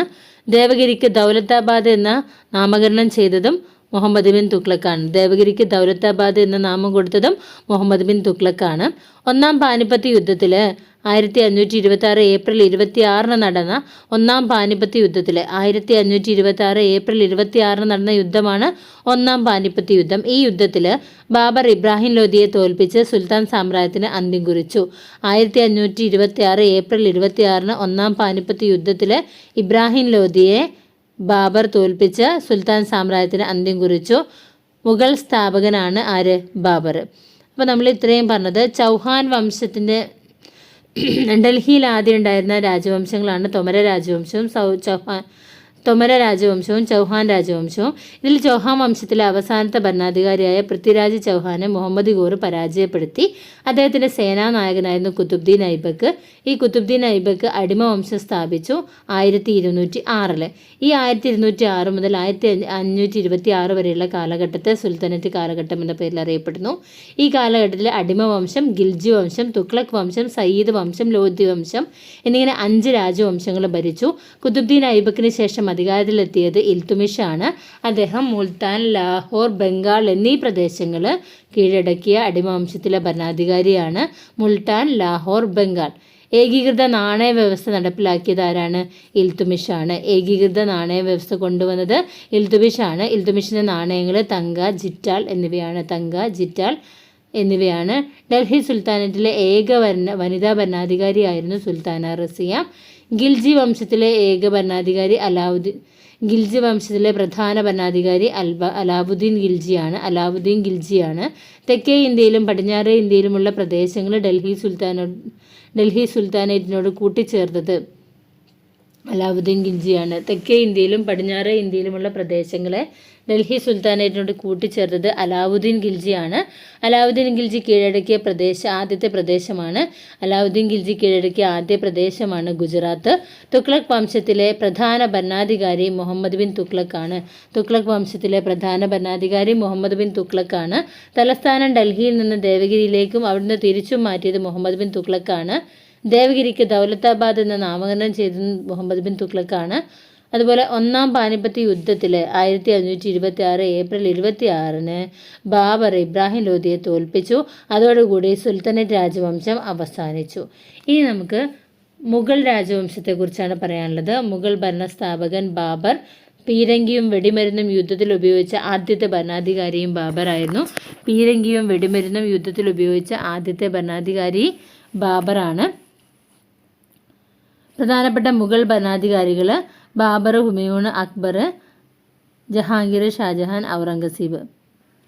BHA JSA. Babur, Humayun, Akbar, Jahangir, Shah Jahan, Aurangzeb. അപ്പോൾ ബാബറിൻ്റെ കാലഘട്ടം 1526 മുതൽ 1530 വരെ. ഹുമയൂണിൻ്റെ കാലഘട്ടം 1530 to 40 വരെയും. അത് കഴിഞ്ഞ് അതിനിടയിൽ ഷേർഷാ സൂരി വരുന്നുണ്ട്. അത് കഴിഞ്ഞ് 1555 to 56 വരെയുള്ള കാലഘട്ടം. അക്ബർ 1556 മുതൽ 1605 വരെ. 1605 വരെ. ദെൻ ജഹാംഗീർ 1605 മുതൽ 1627 വരെ. ഷാജഹാൻ 1627 മുതൽ 1658 വരെ. 1627 മുതൽ 1658 വരെ.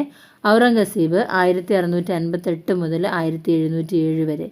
1658 മുതൽ 1707 വരെയാണ്. ഇനി മാൻസബ്ദാരി സിസ്റ്റം എന്ന സൈനിക സമ്പ്രദായം ആവിഷ്കരിച്ചത് അക്ബറാണ്. മാൻസബ്ദാരി സിസ്റ്റം കൊണ്ടുവന്നത് അക്ബറിൻ്റെ സ്വാധീനത്തിൽ ഉൾപ്പെട്ട പ്രദേശങ്ങൾ ഡൽഹി, ഖാന്ദേശ്, മാൾവ, ഗുജറാത്ത്, ബീഹാർ, ബംഗാൾ, മുൾട്ടാൻ, കാശ്മീർ, കാബൂൾ. അക്ബറിൻ്റെ സ്വാധീനത്തിൽ ഉൾപ്പെട്ട പ്രദേശങ്ങൾ ഏതൊക്കെയാണ്? ഡൽഹി, ഖാന്ദേശ്. മാൾവ, ഗുജറാത്ത്, ബീഹാർ, ബംഗാൾ, മുൾട്ടാൻ, കാശ്മീർ, കാബൂൾ എന്നിവയാണ് അക്ബറിൻ്റെ സ്വാധീന വലയത്തിൽ ഉൾപ്പെട്ട പ്രദേശങ്ങൾ. 1540 മുതൽ 1545 വരെ ഡൽഹി ഭരിച്ച സൂർ വംശ ഭരണാധികാരിയാണ് ഷേർഷാ. 1540 മുതൽ 1545 വരെ ഡൽഹി ഭരിച്ച സൂർ വംശ ഭരണാധികാരിയാണ് ഷേർഷാ. അക്ബർനാമ എഴുതിയത് അബുൾ ഫസൽ. അപ്പോൾ 1540 മുതൽ 45 വരെ ഭരിച്ച സൂർ വംശ ഭരണാധികാരിയാണ് ഷേർഷാ. അക്ബർനാമ എഴുതിയത് അബുൾ ഫസൽ. അക്ബർനാമയുടെ 3 ഭാഗങ്ങൾ പ്രതിപാദിക്കുന്നത്: ഒന്നാമത്തെ ഭാഗം അക്ബറുടെ മുൻഗാമികളെക്കുറിച്ച്, 2 അക്ബറുടെ ഭരണകാലത്തെക്കുറിച്ച്, ദെൻ അക്ബറുടെ ഭരണ സംവിധാനത്തെക്കുറിച്ചാണ് മൂന്നാമത്തെ ഭാഗം പറയുന്നത്. അക്ബർനാമയുടെ 3-ാം ഭാഗത്തെ ഐനി അക്ബറി എന്ന പേരിൽ അറിയപ്പെടുന്നു. അക്ബർനാമയുടെ 3-ാം ഭാഗത്തെ ഐനി അക്ബറി എന്ന പേരിൽ അറിയപ്പെടുന്നു. അപ്പോൾ അക്ബർനാമയുടെ 3 ഭാഗങ്ങളിൽ പ്രതിപാദിക്കുന്ന 1-ാം ഭാഗത്തിൽ അക്ബറുടെ മുൻഗാമികളെക്കുറിച്ച് പറയുന്നു, 2-ാം ഭാഗത്തിൽ അക്ബറുടെ ഭരണകാലത്തെക്കുറിച്ച് പറയുന്നു, 3-ാം ഭാഗത്തിൽ അക്ബറുടെ ഭരണ സംവിധാനത്തെക്കുറിച്ച് പറയുന്നു. അക്ബർനാമയുടെ 3-ാം ഭാഗം ഐനി അക്ബറി. മുഗൾ സാമ്രാജ്യം ഏറ്റവും വിസ്തൃതി പ്രാപിച്ചത് ഔറംഗസീബിൻ്റെ കാലത്താണ്. മധ്യകാലഘട്ടത്തിൽ ദക്ഷിണേന്ത്യ നിലനിന്നിരുന്ന സാമ്രാജ്യങ്ങൾ ചോള സാമ്രാജ്യം, വിജയനഗര സാമ്രാജ്യം, ബാമിനി സാമ്രാജ്യം. മധ്യകാലഘട്ടത്തിൽ ദക്ഷിണേന്ത്യ നിലനിന്നിരുന്ന സാമ്രാജ്യങ്ങളാണ് ചോള സാമ്രാജ്യം, വിജയനഗര സാമ്രാജ്യം, ബാമിനി സാമ്രാജ്യം. മധ്യകാലഘട്ടത്തിൽ പശ്ചിമേന്ത്യയിൽ നിലനിന്നിരുന്ന സാമ്രാജ്യമാണ് മറാത്ത സാമ്രാജ്യം. മലേഷ്യ, ഇന്തോനേഷ്യൻ ദ്വീപുകൾ എന്നിവിടങ്ങളിലേക്ക് വ്യാപിച്ചിരുന്ന സാമ്രാജ്യം ചോള സാമ്രാജ്യം. മലേഷ്യ, ഇന്തോനേഷ്യൻ ദ്വീപുകൾ എന്നിവിടങ്ങളിലേക്ക് വ്യാപിച്ചിരുന്ന സാമ്രാജ്യം ചോള സാമ്രാജ്യം. അപ്പം മധ്യകാലഘട്ടത്തിൽ പശ്ചിമേന്ത്യയിൽ നിലനിന്നിരുന്ന സാമ്രാജ്യം മറാത്ത സാമ്രാജ്യം. പശ്ചിമേന്ത്യയിലാണ് മറാത്ത സാമ്രാജ്യം ഉണ്ടായിരുന്നത്. ദെൻ മലേഷ്യ, ഇന്തോനേഷ്യൻ ദ്വീപുകൾ എന്നിവിടങ്ങളിലേക്ക് വ്യാപിച്ചിരുന്ന സാമ്രാജ്യമാണ് ചോള സാമ്രാജ്യം. ശക്തമായ നാവികസേന ഉണ്ടായിരുന്ന ദക്ഷിണേന്ത്യൻ സാമ്രാജ്യമാണ് ചോള സാമ്രാജ്യം. ചോള സാമ്രാജ്യം. വിജയനഗര സാമ്രാജ്യത്തിലെത്തിയ പേർഷ്യൻ സഞ്ചാരി അബ്ദുൾ റസാഖ്. 14-ാം നൂറ്റാണ്ടിൽ നിലവിൽ വന്ന വിജയനഗര സാമ്രാജ്യ സ്ഥാപകൻ ഹരിഹരൻ ബുക്കൻ. 14-ാം നൂറ്റാണ്ടിൽ നിലവിൽ വന്ന വിജയനഗര സാമ്രാജ്യ സ്ഥാപകനാണ് ഹരിഹരനും ബുക്കനും. വിജയനഗര സാമ്രാജ്യത്തിലെ പ്രധാന ഭരണാധികാരി കൃഷ്ണദേവരായൻ. ബാമിനി സാമ്രാജ്യ സ്ഥാപകൻ അലാവുദ്ദീൻ ഹസൻ ബഹ്മൻ ഷാ. വിജയനഗരവും ബാമിനി സാമ്രാജ്യവും നിരന്തരം യുദ്ധത്തിന് കാരണമായ കൃഷ്ണ തുംഗഭദ്ര നദികൾക്കിടയിലുള്ള ഫലഭൂഷ്ടമായുള്ള പ്രദേശം റൈച്ചൂർ. വിജയനഗരവും ബാമിനി സാമ്രാജ്യവും നിരന്തര യുദ്ധത്തിന് കാരണമായ കൃഷ്ണ തുംഗഭദ്ര നദികൾക്കിടയിലെ പ്രദേശമാണ് റൈച്ചൂർ. ദക്ഷിണേന്ത്യയുടെ നെല്ലറ എന്നറിയപ്പെടുന്നത് റൈച്ചൂർ പ്രദേശം. 17-ാം നൂറ്റാണ്ടിൽ പ്രബലമായ മറാത്ത സാമ്രാജ്യത്തിലെ പ്രധാന ഭരണാധികാരി ശിവജി. 17-ാം നൂറ്റാണ്ടിൽ പ്രബലമായ മറാത്ത സാമ്രാജ്യത്തിലെ പ്രധാന ഭരണാധികാരി ശിവജി. ഛത്രപതി എന്ന സ്ഥാനപ്പേര് സ്വീകരിച്ചത് ശിവജി. മറാത്ത രാജ്യത്തിൻ്റെ ആസ്ഥാനം പൂനെ. പ്രബല ശക്തിയായി മാറാൻ മറാത്തരെ സഹായിച്ച ഘടകം ശക്തമായ നാവികസേന, കരസേന. പ്രബല ശക്തിയായി മാറാൻ മറാത്തരെ സഹായിച്ച ഘടകം ശക്തമായ നാവികസേന, കരസേന.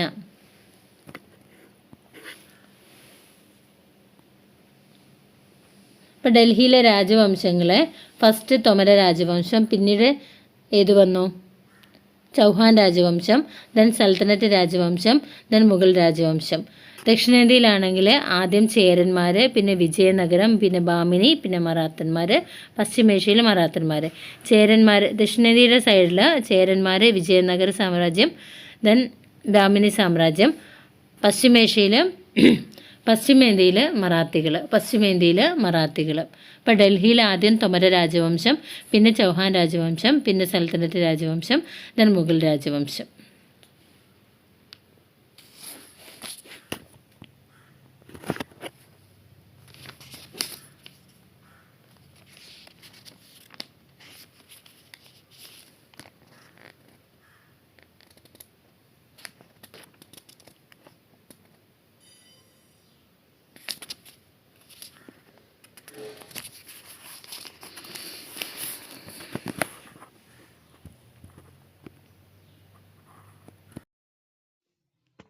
ഇനി നമുക്ക് നോക്കാനുള്ളത് 6ാം ക്ലാസ്സിലെ ചാപ്റ്റർ 3 ആണ്. മധ്യകാല സമൂഹം, വിഭവം, വിനിമയം എന്നുള്ളത്. ഇതിൽ ഫസ്റ്റ് വരുന്നത് ബാബറിൻ്റെ ഓർമ്മക്കുറിപ്പിനെ കുറിച്ചാണ്. ബാബറിൻ്റെ ഓർമ്മക്കുറിപ്പ് ബാബർനാമ. ബാബറിൻ്റെ ഓർമ്മക്കുറിപ്പ് ബാബർനാമ. മധ്യേഷ്യയിൽ നിന്ന് ഇന്ത്യയിലെത്തിയ സഞ്ചാരി അൽബിറൂണി. മധ്യേഷ്യയിൽ നിന്ന് ഇന്ത്യയിലെത്തിയ സഞ്ചാരി അൽബിറൂണി. മധ്യകാല ഇന്ത്യയിലെ ഗ്രാമീണ ജനങ്ങളുടെ പ്രധാന തൊഴിൽ കൃഷിയാണ്. മധ്യകാല ഇന്ത്യയിലെ പട്ടണങ്ങളിലെ ജനങ്ങളുടെ പ്രധാന തൊഴിൽ നെയ്ത്താണ്. മധ്യകാല ഇന്ത്യയിലെ ഗ്രാമീണ ജനങ്ങളുടെ പ്രധാന തൊഴിൽ കൃഷി. മധ്യകാല ഇന്ത്യയിലെ പട്ടണങ്ങളിലെ ജനങ്ങളുടെ പ്രധാന തൊഴിൽ നെയ്ത്ത്. പ്രധാന വിളകൾ പരുത്തി, ധാന്യങ്ങൾ, പയറുവർഗ്ഗങ്ങൾ, നീലം, കരിമ്പ്. പ്രധാന വിളകൾ പരുത്തി, ധാന്യങ്ങൾ, പയറുവർഗ്ഗങ്ങൾ, നീലം, കരിമ്പ്. സൽത്തനത്ത് കാലഘട്ടത്തിൽ ഉദ്യോഗാർത്ഥികൾക്ക് വേതനമായി ഭൂമി പതിച്ചു കൊടുക്കുന്ന സമ്പ്രദായം ഇക്ത. സൽത്തനത്ത് കാലഘട്ടത്തിൽ ഉദ്യോഗാർത്ഥികൾക്ക് വേതനമായിട്ട് ഭൂമി പതിച്ചു കൊടുക്കുന്ന സമ്പ്രദായം ഇക്ത എന്ന പേരിൽ അറിയപ്പെടുന്നു. മുഗൾ കാലഘട്ടത്തിൽ ഉദ്യോഗാർത്ഥികൾക്ക് വേതനമായി ഭൂമി പതിച്ചു കൊടുക്കുന്ന സമ്പ്രദായത്തെ ജാഗിർദാരി എന്നറിയപ്പെടുന്നു. മുഗൾ കാലഘട്ടത്തിൽ ഉദ്യോഗാർത്ഥികൾക്ക് വേതനമായി ഭൂമി പതിച്ചു കൊടുക്കുന്ന സമ്പ്രദായത്തെ ജാഗിർദാരി എന്നറിയപ്പെടുന്നു. വിജയനഗരം സന്ദർശിച്ച ഇറ്റാലിയൻ സഞ്ചാരി നിക്കോള കോണ്ടി. വിജയനഗരം സന്ദർശിച്ച ഇറ്റാലിയൻ സഞ്ചാരി നിക്കോള കോണ്ടി. കോഴിക്കോടിന് യൂറോപ്യന്മാർ വിളിച്ചിരുന്ന പേര് കാലിക്കറ്റ്. കോഴിക്കോട് നിന്നുള്ള തുണിത്തരങ്ങൾ യൂറോപ്യൻ വിപണിയിൽ അറിയപ്പെട്ടിരുന്നത് കാലിക്കോ എന്ന പേരിലാണ്. കോഴിക്കോട് നിന്നുള്ള തുണിത്തരങ്ങൾ യൂറോപ്യൻ വിപണിയിൽ അറിയപ്പെട്ടിരുന്നത് കാലിക്കോ. സുൽത്താനറ്റ് കാലഘട്ടത്തിൽ ഇന്ത്യ സന്ദർശിച്ച മൊറോക്കോ സഞ്ചാരി ഇബിൻ ബത്തൂത്ത. സുൽത്താനറ്റ് കാലഘട്ടത്തിൽ ഇന്ത്യ സന്ദർശിച്ച മൊറോക്കൻ സഞ്ചാരി ഇബിൻ ബത്തൂത്ത. മുഗൾ കാലഘട്ടത്തിൽ ഇന്ത്യ സന്ദർശിച്ച ഇംഗ്ലീഷുകാരൻ റാൽഫിച്ച്. മുഗൾ കാലഘട്ടത്തിൽ ഇന്ത്യ സന്ദർശിച്ച ഇംഗ്ലീഷുകാരൻ റാൽഫിച്ച്. മുഗൾ കാലഘട്ടത്തിൽ ഇന്ത്യ സന്ദർശിച്ച ഫ്രഞ്ച് സഞ്ചാരി ടവർണിയർ ബർണിയർ. മുഗൾ കാലഘട്ടത്തിൽ ഇന്ത്യ സന്ദർശിച്ച ഫ്രഞ്ച് സഞ്ചാരിയാണ് ടവർണിയറും ബർണിയർ. ദെൻ മുഗൾ രാജാക്കന്മാരുടെ കൊട്ടാരത്തിലേക്കുള്ള വസ്തുക്കൾ നിർമ്മിച്ച് വിതരണം ചെയ്തിരുന്ന കേന്ദ്രങ്ങൾ കാർഖാനകൾ. മുഗൾ രാജാക്കന്മാരുടെ കൊട്ടാരത്തിലേക്കുള്ള വസ്തുക്കൾ നിർമ്മിച്ച് വിതരണം ചെയ്തിരുന്ന കേന്ദ്രങ്ങൾ കാർഖാനകൾ. സുൽത്താനറ്റ് കാലത്ത് ജീവിച്ചിരുന്ന കവി അമീർ ഖുസ്രു. ലീലാവതി എന്ന ഗണിതശാസ്ത്ര ഗ്രന്ഥം രചിച്ചത് ഭാസ്കരാചാര്യർ. മധ്യകാല ഇന്ത്യയിലെ പ്രധാന വാനനിരീക്ഷണ കേന്ദ്രങ്ങൾ സ്ഥാപിക്കപ്പെട്ടത് ജയ്പൂർ, ഡൽഹി, ഉജ്ജയിനി, ബനാറസ് എന്നീ സ്ഥലങ്ങളിലാണ്. മധ്യകാല ഇന്ത്യയിലെ പ്രധാന വാനനിരീക്ഷണ കേന്ദ്രങ്ങൾ സ്ഥാപിക്കപ്പെട്ടത് ജയ്പൂർ, ഡൽഹി, ഉജ്ജയിനി, ബനാറസ്. നമ്മൾ ഇന്ത്യക്കാർക്ക് ഏതു ഭാഷയിലും സംസാരിക്കാനാകും, എന്നാൽ മറ്റുള്ളവർക്ക് നമ്മുടെ ഭാഷ വഴങ്ങാൻ ബുദ്ധിമുട്ടാണ്. ചതുരംഗം, പഞ്ചതന്ത്രം കഥകൾ, സംഖ്യാശാസ്ത്രം എന്നിവ ലോകത്തിന് ഇന്ത്യ നൽകിയ സംഭാവനകളാണ്. ഇങ്ങനെ പറഞ്ഞത് അമീർ ഖുസ്രു. നമ്മൾ ഇന്ത്യക്കാർക്ക് ഏതു ഭാഷയിലും സംസാരിക്കാനാകും, എന്നാൽ മറ്റുള്ളവർക്ക് നമ്മുടെ ഭാഷ വഴങ്ങാൻ ബുദ്ധിമുട്ടാണ്. ചതുരംഗം, പഞ്ചതന്ത്രം കഥകൾ, സംഖ്യാശാസ്ത്രം എന്നിവ ലോകത്തിന് ഇന്ത്യ നൽകിയ സംഭാവനകളാണ്. ഇങ്ങനെ പറഞ്ഞത് അമീർ ഖുസ്രു. ഇനി 6ാം ക്ലാസ്സിലെ പാഠം 7 മധ്യകാല ഇന്ത്യ കലയും സാഹിത്യവും എന്നുള്ളതാണ്. കൊണാർക്ക് സൂര്യക്ഷേത്രത്തിന് അടിത്തറയിട്ട വർഷം AD 1246. കൊണാർക്ക് സൂര്യക്ഷേത്രത്തിന് അടിത്തറയിട്ട വർഷം AD 1246. കൊണാർക്ക് സൂര്യക്ഷേത്രത്തിന് അടിത്തറയിട്ട വർഷം AD 1246. ശിലാപത്മം എന്ന നോവൽ രചിച്ചത് പ്രതിഭ റായ്. പല്ലവന്മാരുടെ ആസ്ഥാനം കാഞ്ചിപുരം. പല്ലവന്മാരുടെ പ്രധാന തുറമുഖ നഗരം മഹാബലിപുരത്ത് പഞ്ചരഥങ്ങൾ എന്നറിയപ്പെടുന്ന ക്ഷേത്രങ്ങൾ നിർമ്മിച്ച പല്ലവ രാജാവ് നരസിംഹവർമ്മനാണ്. മഹാബലിപുരത്ത് പഞ്ചരഥങ്ങൾ എന്നറിയപ്പെടുന്ന ക്ഷേത്രങ്ങൾ നിർമ്മിച്ച പല്ലവ രാജാവ് നരസിംഹവർമ്മൻ. എല്ലോറ അജന്ത ഗുഹാക്ഷേത്രങ്ങൾ കാണപ്പെടുന്നത് മഹാരാഷ്ട്രയിൽ. കാമാഖ്യ ക്ഷേത്രം ആസാമിലാണ്. എല്ലോറ അജന്ത ഗുഹാക്ഷേത്രങ്ങൾ മഹാരാഷ്ട്ര, കാമാഖ്യ ക്ഷേത്രം ആസാം. തഞ്ചാവൂരിലെ ബൃഹദീശ്വര ക്ഷേത്രം നിർമ്മിച്ചത് രാജരാജ ചോളനാണ്. തഞ്ചാവൂരിലെ ബൃഹദീശ്വര ക്ഷേത്രം നിർമ്മിച്ചത് രാജരാജ ചോളൻ. ഖജുരാഹോ ക്ഷേത്രം സ്ഥിതി ചെയ്യുന്നത് മധ്യപ്രദേശ്. സൽത്തനത്ത് ഭരണകാലത്ത് ഇന്ത്യയിൽ രൂപപ്പെട്ട വാസ്തുവിദ്യാരീതി ഇൻഡോ ഇസ്ലാമിക് വാസ്തുവിദ്യാരീതി. സൽത്തനത്ത് കാലഘട്ടത്തിൽ ഇന്ത്യയിൽ രൂപപ്പെട്ട വാസ്തുവിദ്യാരീതി ഇൻഡോ ഇസ്ലാമിക് വാസ്തുവിദ്യാരീതി. ഇൻഡോ ഇസ്ലാമിക് വാസ്തുവിദ്യാ ശൈലിയിൽ പണിതീർത്ത ആദ്യ നിർമ്മിതി കുത്തുബ് മീനാർ. ഇൻഡോ ഇസ്ലാമിക് വാസ്തുവിദ്യാ രീതിയിൽ നിർമ്മിക്കപ്പെട്ട ആദ്യ നിർമ്മിതി കുത്തുബ് മീനാർ. കുതുബ് മീനാർ നിർമ്മാണം ആരംഭിച്ചത് കുതുബ്ദീൻ ഐബക്. കുതുബ് മീനാർ നിർമ്മാണം പൂർത്തീകരിച്ചത് ഇൽത്തുമിഷ്. കുതുബ് മീനാർ നിർമ്മാണം ആരംഭിച്ചത് കുതുബ്ദീൻ ഐബക്, പൂർത്തീകരിച്ചത് ഇൽത്തുമിഷ്.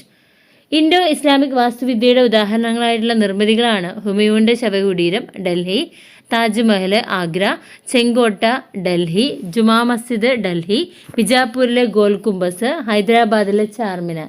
ഇതെല്ലാം ഇൻഡോ ഇസ്ലാമിക് വാസ്തുവിദ്യയുടെ ഉദാഹരണങ്ങളാണ്. ഏതൊക്കെയാണ്? ഹുമയൂണിൻ്റെ ശവകുടീരം ഡൽഹി, താജ്മഹൽ ആഗ്ര, ചെങ്കോട്ട ഡൽഹി, ജുമാ മസ്ജിദ് ഡൽഹി, ബിജാപൂരിലെ ഗോൽ കുംബസ്, ഹൈദരാബാദിലെ ചാർമിനാർ. ഇൻഡോ ഇസ്ലാമിക് വാസ്തുവിദ്യയുടെ പ്രത്യേകതകൾ: കമാനങ്ങൾ, താഴികക്കുടങ്ങൾ, മിനാരങ്ങൾ എന്നിവയാണ് പ്രധാനപ്പെട്ട സവിശേഷതകൾ. അലങ്കാരത്തിനായി സസ്യങ്ങളുടെയും പുഷ്പങ്ങളുടെയും രൂപങ്ങൾ കൊത്തിവെച്ചു. കുമ്മായം, ചുവന്ന കല്ല്, മാർബിൾ എന്നിവയുടെ നിർമ്മാണം, നിർമ്മിതികളോട് ചേർന്ന് വിശാലമായിട്ടുള്ള പൂന്തോട്ടങ്ങൾ. ഇതെല്ലാം ഇൻഡോ ഇസ്ലാമിക് വാസ്തുവിദ്യയുടെ പ്രത്യേകതകളാണ്. കമാനങ്ങൾ, താഴികക്കുടങ്ങൾ, മിനാരങ്ങൾ. ദെൻ അലങ്കാരത്തിനായി സസ്യങ്ങളുടെയും പുഷ്പങ്ങളുടെയും രൂപങ്ങൾ കൊത്തിവെച്ചു. കുമ്മായം, ചുവന്ന കല്ല്, മാർബിൾ എന്നിവയുടെ നിർമ്മാണം, നിർമ്മിതികളോട് ചേർന്ന് വിശാലമായ പൂന്തോട്ടങ്ങൾ. ദെൻ താജ്മഹൽ നിർമ്മാണത്തിന് മാതൃകയാക്കപ്പെട്ട നിർമ്മിതി ഹുമയൂണിൻ്റെ ശവകുടീരം.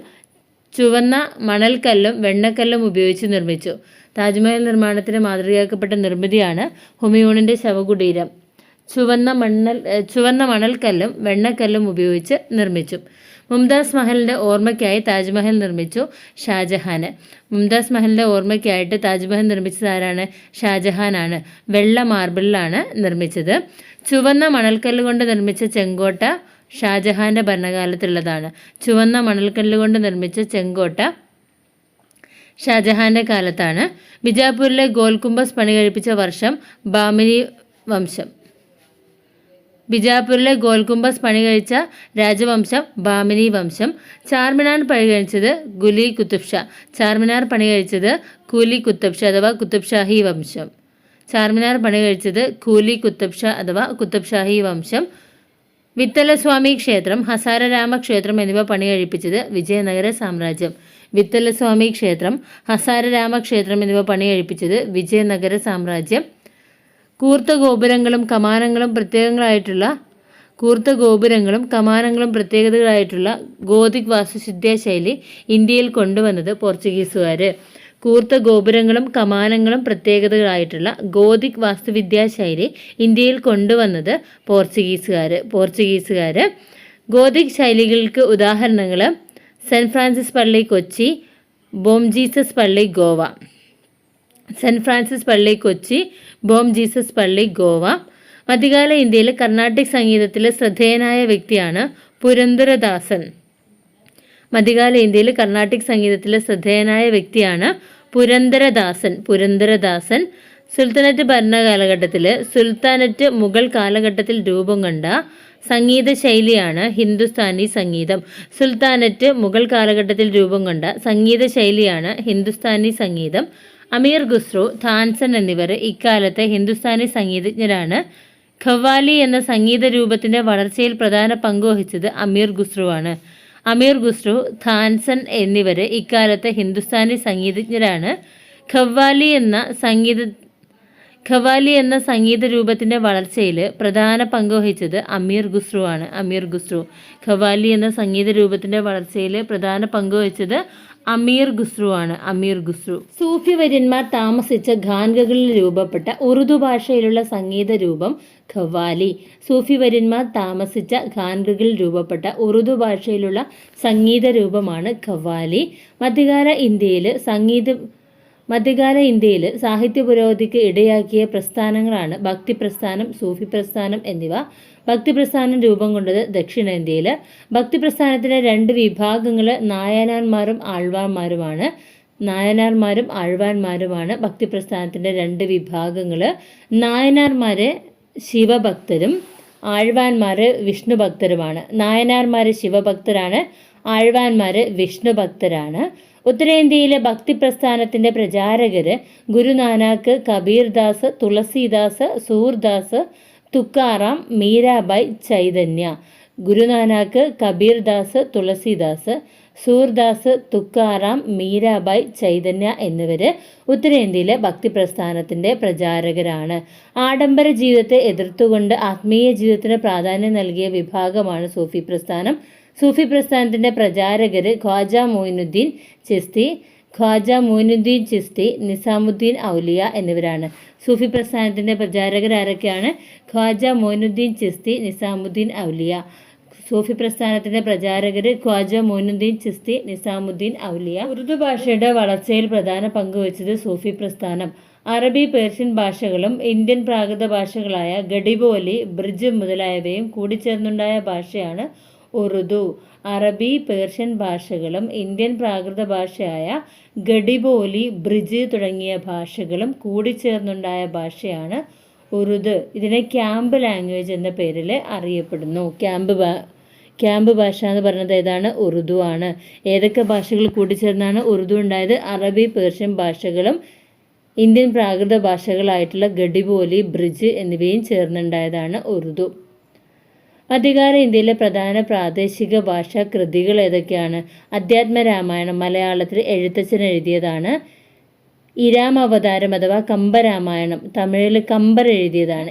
രാമചരിതമാനസം തുളസീദാസ് ഹിന്ദിയിൽ എഴുതിയതാണ്. ബംഗാളി രാമായണം കൃതിവാസ.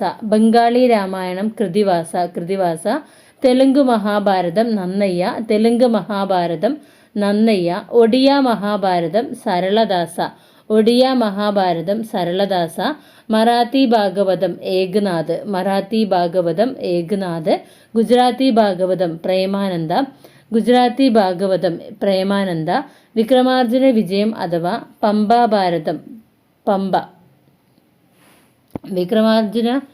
വിക്രമാർജുന വിജയം അഥവാ പമ്പാഭാരതം കന്നഡയിൽ രചിച്ചതാണ്. വിക്രമാർജുന വിജയം അഥവാ പമ്പാഭാരതം കന്നഡയിൽ രചിച്ചതാണ്. അപ്പം ഇരാമവതാരം അഥവാ കമ്പരാമായണം കമ്പര് തമിഴിലുള്ളതാണ്. രാമചരിതമാനസം ഹിന്ദിയിലെ തുളസീദാസ് ആണ്. ബംഗാളി രാമായണം കൃതിവാസയാണ് രചിച്ചത്. തെലുങ്ക് മഹാഭാരതം നന്നയ്യ. ഒഡിയ മഹാഭാരതം സരളദാസ. മറാത്തി ഭാഗവതം ഏകനാഥ്. ഗുജറാത്തി ഭാഗവതം പ്രേമാനന്ദ. താരിഖി ഫിറോഷായി രചിച്ചത് സിയാവുദ്ദീൻ ബറാനി. അടിമവംശത്തിലെ പ്രധാന ഭരണാധികാരിയാണ് ബാൽബൻ. ദൈവത്തിന്റെ ഭൂമിയിലുള്ള പ്രതിനിധികളാണ് രാജാവ് എന്ന് വിശ്വസിച്ചിരുന്ന സുൽത്താനാണ്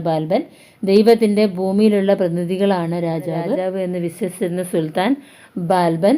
നിണവും ഇരുമ്പും എന്ന നയം നടപ്പിലാക്കിയ സുൽത്താൻ ബാൽബൻ. സുൽത്താൻമാരുടെ കാലത്ത് നിലനിന്നിരുന്ന ഭരണരീതി കേന്ദ്രീകൃത രാജഭരണരീതി. സുൽത്താൻ കാലത്തെ കേന്ദ്രഭരണത്തെ പ്രധാന ഉദ്യോഗസ്ഥരും അവരുടെ ചുമതലകളും നോക്കാം. വസീർ ധനകാര്യം. സുൽത്താൻ ഭരണകാലത്ത് വസീർ ധനകാര്യം കൈകാര്യം ചെയ്തു. മമാലിക് സൈനികം കൈകാര്യം ചെയ്തു. മുഖ്യ സദർ നീതിന്യായം കൈകാര്യം ചെയ്തു. ദിവാനി ഇൻഷ രാജകീയ കത്തിടപാടുകൾ കൈകാര്യം ചെയ്തു. അപ്പം വസീർ ധനകാര്യം, മമാലിക് സൈനികം, മുഖ്യ സദർ നീതിന്യായം, ദിവാനി ഇൻഷ രാജകീയ കത്തിടപാടുകൾ. താരിഖി ഫിറോഷായി രചിച്ചത് ആരാണ്? സിയാവുദ്ദീൻ ബറാനി. അടിമവംശത്തിലെ പ്രധാന ഭരണാധികാരി ബാൽബനാണ്. ദൈവത്തിന്റെ ഭൂമിയിലുള്ള പ്രതിനിധിയാണ് രാജാവ് എന്ന് വിശ്വസിച്ചിരുന്ന സുൽത്താൻ ബാൽബനാണ്. നിണവും ഇരുമ്പും എന്ന നയം കൊണ്ടുവന്നത് ബാൽബനാണ്. സുൽത്താൻമാരുടെ കാലത്ത് നിന്നിരുന്ന ഭരണരീതി കേന്ദ്രീകൃത ഭരണരീതിയാണ്. ഈ ഭരണരീതിയിലുണ്ടായിരുന്ന ഉദ്യോഗസ്ഥന്മാർ ആരൊക്കെയാണ്? വസീർ, മമാലിക്, മുഖ്യ സദർ, ദിവാനി ഇൻഷ. വസീർ ധനകാര്യം, മമാലിക് സൈനികം, മുഖ്യ സദർ നീതിന്യായം, ദിവാനി ഇൻഷ കത്തിടപാടുകൾ രാജകീയ കത്തിടപാടുകൾ. ഇനി സുൽത്താൻ ഭരണകാലത്ത് പ്രാദേശിക ഭരണവിഭാഗങ്ങളും അവയുടെ ചുമതലകൾ വഹിച്ച ഉദ്യോഗസ്ഥരും. പ്രവിശ്യയുടെ ഭരണം മുക്തി അല്ലെങ്കിൽ വാലി ആയിരുന്നു. എന്നുള്ള ഉദ്യോഗസ്ഥനാണ് പ്രവിശ്യ ഭരണം മുക്തി അല്ലെങ്കിൽ വാലി. ഷിക്ക്ദാർ, പർഗാന അമിൽ എന്ന് പറഞ്ഞ ഉദ്യോഗസ്ഥനാണ്. ഗ്രാമം മുഖദ്ദം. അപ്പം പ്രവിശ്യ മുക്തി അല്ലെങ്കിൽ വാലി, ഷിക്ക്ദാർ, പർഗാന അമിൽ, ഗ്രാമം മുഖദ്ദം. ഇക്ത സമ്പ്രദായം ഏതു ഭരണവുമായി ബന്ധപ്പെട്ടിരിക്കുന്നു? സൽത്തനറ്റ് കാലഘട്ടവുമായി ബന്ധപ്പെട്ടിരിക്കുന്നു. രാജ്യത്തെ പല വിഭാഗങ്ങളായി വിഭജിച്ച് സൈനിക മേധാവികളായ പ്രഭുക്കന്മാരെ ഏൽപ്പിച്ചിരുന്നു. ഇത്തരം പ്രദേശങ്ങളാണ് ഇക്തകൾ എന്ന പേരിൽ അറിയപ്പെടുന്നത്. ഇക്ത കൈവശം വെച്ചിരുന്നവർ ഇക്താദാർ, മുക്തി, വാലി എന്നിങ്ങനെ അറിയപ്പെട്ടു. അപ്പോൾ രാജ്യത്തെ പല വിഭാഗങ്ങളായിട്ട് വിഭജിച്ച് സൈനിക മേധാവികളായ പ്രഭുക്കന്മാരെ ഏൽപ്പിച്ചിരുന്നു. ഇത്തരം പ്രദേശങ്ങളെ ഇക്തകൾ എന്ന് പറഞ്ഞു. ഈ ഇക്തയുടെ നടത്തിപ്പ് അല്ലെങ്കിൽ ഇക്ത നോക്കി നടത്തിയ ആൾക്കാരെ ഇക്താദാർ, മുക്തി, വാലി എന്നറിയപ്പെട്ടു. ഇക്തകൾ പിന്നീട് പ്രവിശ്യകളായിട്ട് രൂപപ്പെട്ടു. കുറഞ്ഞ ചെലവിൽ വലിയ സൈന്യത്തെ നിലനിർത്താൻ വേണ്ടി കമ്പോള പരിഷ്കരണം നടപ്പിലാക്കിയ സുൽത്താൻ അലാവുദ്ദീൻ ഖിൽജിയാണ്. കുറഞ്ഞ ചെലവിൽ വലിയ സൈന്യത്തെ നിലനിർത്താൻ വേണ്ടി കമ്പോള പരിഷ്കരണം നടത്തിയത് അലാവുദ്ദീൻ ഖിൽജിയാണ്. അർദ്ധ കഥാനഗ് എന്നത് ബനാർസിദാസിന്റെ കൃതിയാണ്. ബനാർസിദാസിന്റെ കൃതിയാണ്. ബനാർസിദാസിന്റെ കൃതിയാണ്. മുഗൾ ചരിത്രകാരന്മാർ ആരുടെ പിന്മുറക്കാരാണ്? മുഗൾ ചരിത്രകാരന്മാർ മംഗോളിയൻ ഭരണാധികാരികളായ ചെങ്കിസ് ഖാന്റെയും തിമൂറിന്റെയും പിൻഗാമികളാണ്. മുഗൾ ഭരണാധികാരികള് മംഗോളിയൻ ഭരണാധികാരികളായ ചെങ്കിസ് ഖാന്റെയും തിമൂറിന്റെയും പിൻഗാമികളാണ്. മുഗൾ സാമ്രാജ്യം സ്ഥാപിച്ചത് ബാബറാണ് 1526. അക്ബർനാമ രചിച്ചത് അബുൽ ഫസൽ.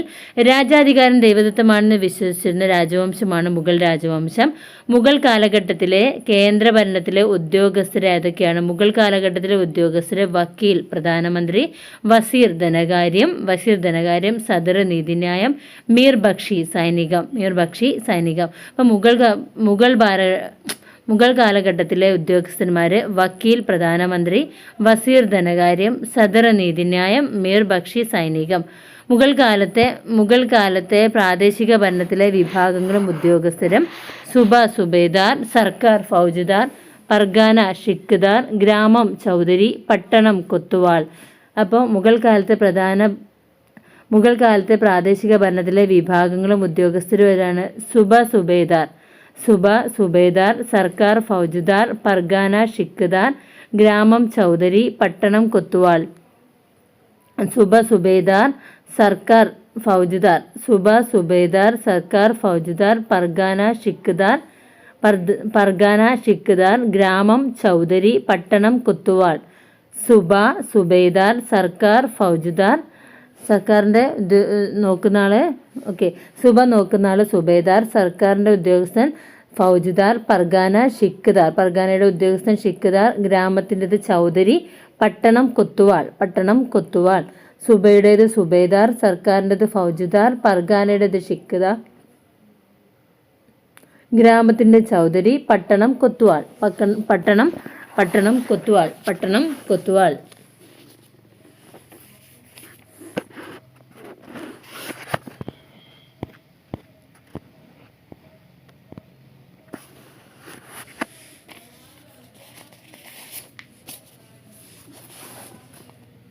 മുഗൾ ഭരണം ഏറ്റവും ശക്തി പ്രാപിച്ചത് അക്ബറുടെ കാലഘട്ടത്തിലാണ്.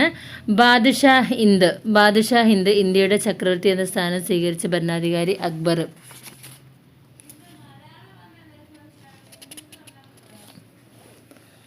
മുഗൾ ഭരണം ഏറ്റവും ശക്തി പ്രാപിച്ചത് അക്ബറുടെ കാലഘട്ടത്തിലെ ബാദ്ഷാ ഹിന്ദ് ഇന്ത്യയുടെ ചക്രവർത്തി എന്ന സ്ഥാനം സ്വീകരിച്ച ഭരണാധികാരി അക്ബർ. വിവിധ മതങ്ങളുടെ ആശയങ്ങൾ ഉൾക്കൊള്ളിച്ചുകൊണ്ട് ദിൻ ഇലാഹി എന്ന വിശ്വാസപാതയ്ക്ക് രൂപം നൽകിയത് അക്ബർ. അക്ബർ വിവിധ മതങ്ങളുടെ ആശയങ്ങൾ ഉൾക്കൊള്ളിച്ചുകൊണ്ട് ദിൻ ഇലാഹി എന്ന വിശ്വാസപാതയ്ക്ക് രൂപം നൽകിയത് അക്ബർ. അക്ബറിൻ്റെ ഉദ്യോഗസ്ഥരായിരുന്ന രജപുത്രർ രാജാ ടോഡർമാൽ, ബീർബൽ മാൻസിംഗ് എന്നിവർ അക്ബറിൻ്റെ കീഴിലുള്ള ഉദ്യോഗസ്ഥരായിരുന്നു. അക്ബറിൻ്റെ ഭരണകാലഘട്ടത്തിലെ സുബകളുടെ എണ്ണം 18. ആശയപരമായിട്ടുള്ള സംവാദങ്ങൾക്കായിട്ട് ഫത്തേപൂർ സിക്രിയിൽ അക്ബർ നിർമ്മിച്ചതാണ് ഇബാദത്ത് ഖാന. ആശയപരമായ സംവാദങ്ങൾക്ക് വേണ്ടിയിട്ട് ഫത്തേപൂർ സിക്രിയിൽ അക്ബർ നിർമ്മിച്ചതാണ് ഇബാദത്ത് ഖാന. അക്ബറിൻ്റെ തലസ്ഥാനം ഫത്തേപൂർ സിക്രി. ദിൻ ഇലാഹി എന്ന മതത്തിൻ്റെ അടിസ്ഥാനം സുൽഹുക്കുൽ, അത് എല്ലാവർക്കും സമാധാനം. അക്ബറിൻ്റെ തലസ്ഥാനം ഫത്തേപൂർ സിക്രി. സിക്രി. അക്ബർ രൂപീകരിച്ച സൈനിക സമ്പ്രദായം മാൻസബ്ദാരി. മുഗൾ സൈനിക ഉദ്യോഗസ്ഥരുടെ പദവിയാണ് മാൻസബ് എന്നതുകൊണ്ട് അർത്ഥമാക്കുന്നത്. മാൻസബിൻ്റെ 2 ഉപവിഭാഗങ്ങൾ സത്ത്, സവാർ. മാൻസബിൻ്റെ 2 ഉപവിഭാഗങ്ങൾ സത്ത്, സവാർ. ഒരു സൈന്യത്തിൽ വ്യക്തിയുടെ സ്ഥാനവും വേതനവും നിജപ്പെടുത്തുന്നത് സത്ത്, അതായത് വാക്കിനർത്ഥം വ്യക്തി. ഒരു സൈന്യത്തിൽ വ്യക്തിയുടെ സ്ഥാനവും വേതനവും നിജപ്പെടുത്തുന്നതാണ് സത്ത് അഥവാ വ്യക്തി. സൈന്യത്തിൽ ഒരാൾ സംരക്ഷിക്കേണ്ട കുതിരപ്പടയാളികളുടെ എണ്ണം സൂചിപ്പിക്കുന്നതാണ് സവാർ. ഭരണം കാര്യക്ഷമമാക്കാൻ ഇക്തയ്ക്ക് പകരമായി മുഗൾ ഭരണാധികാരികൾ ഏർപ്പെടുത്തിയ പരിഷ്കാരം ജാഗിർദാരി.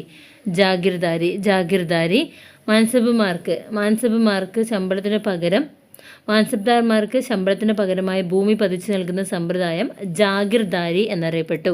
മാൻസബ്ദാർമാർക്ക് ശമ്പളത്തിന് പകരമായിട്ട് ഭൂമി പതിച്ചു നൽകുന്ന സമ്പ്രദായമാണ് ഇത് ജാഗിർദാരി. പതിച്ചു നൽകുന്ന ഭൂമി ജാഗിർ എന്നും ഇത് ലഭിക്കുന്നവർ ജാഗിർദാർമാരെന്നും അറിയപ്പെട്ടു. CE 9 നൂറ്റാണ്ട് മുതൽ 14 നൂറ്റാണ്ട് വരെയുള്ള കാലഘട്ടത്തിലെ ദക്ഷിണേന്ത്യയിലെ പ്രധാന സാമ്രാജ്യം ചോള സാമ്രാജ്യം. CE 9 നൂറ്റാണ്ട് മുതൽ 14 നൂറ്റാണ്ട് വരെയുള്ള കാലഘട്ടത്തിലെ ദക്ഷിണേന്ത്യയിലെ പ്രധാന സാമ്രാജ്യം ചോള സാമ്രാജ്യം. ചോള ഭരണത്തിൻ്റെ പിന്തുടർച്ചാവകാശ രീതി മക്കത്തായം എന്നറിയപ്പെട്ടു.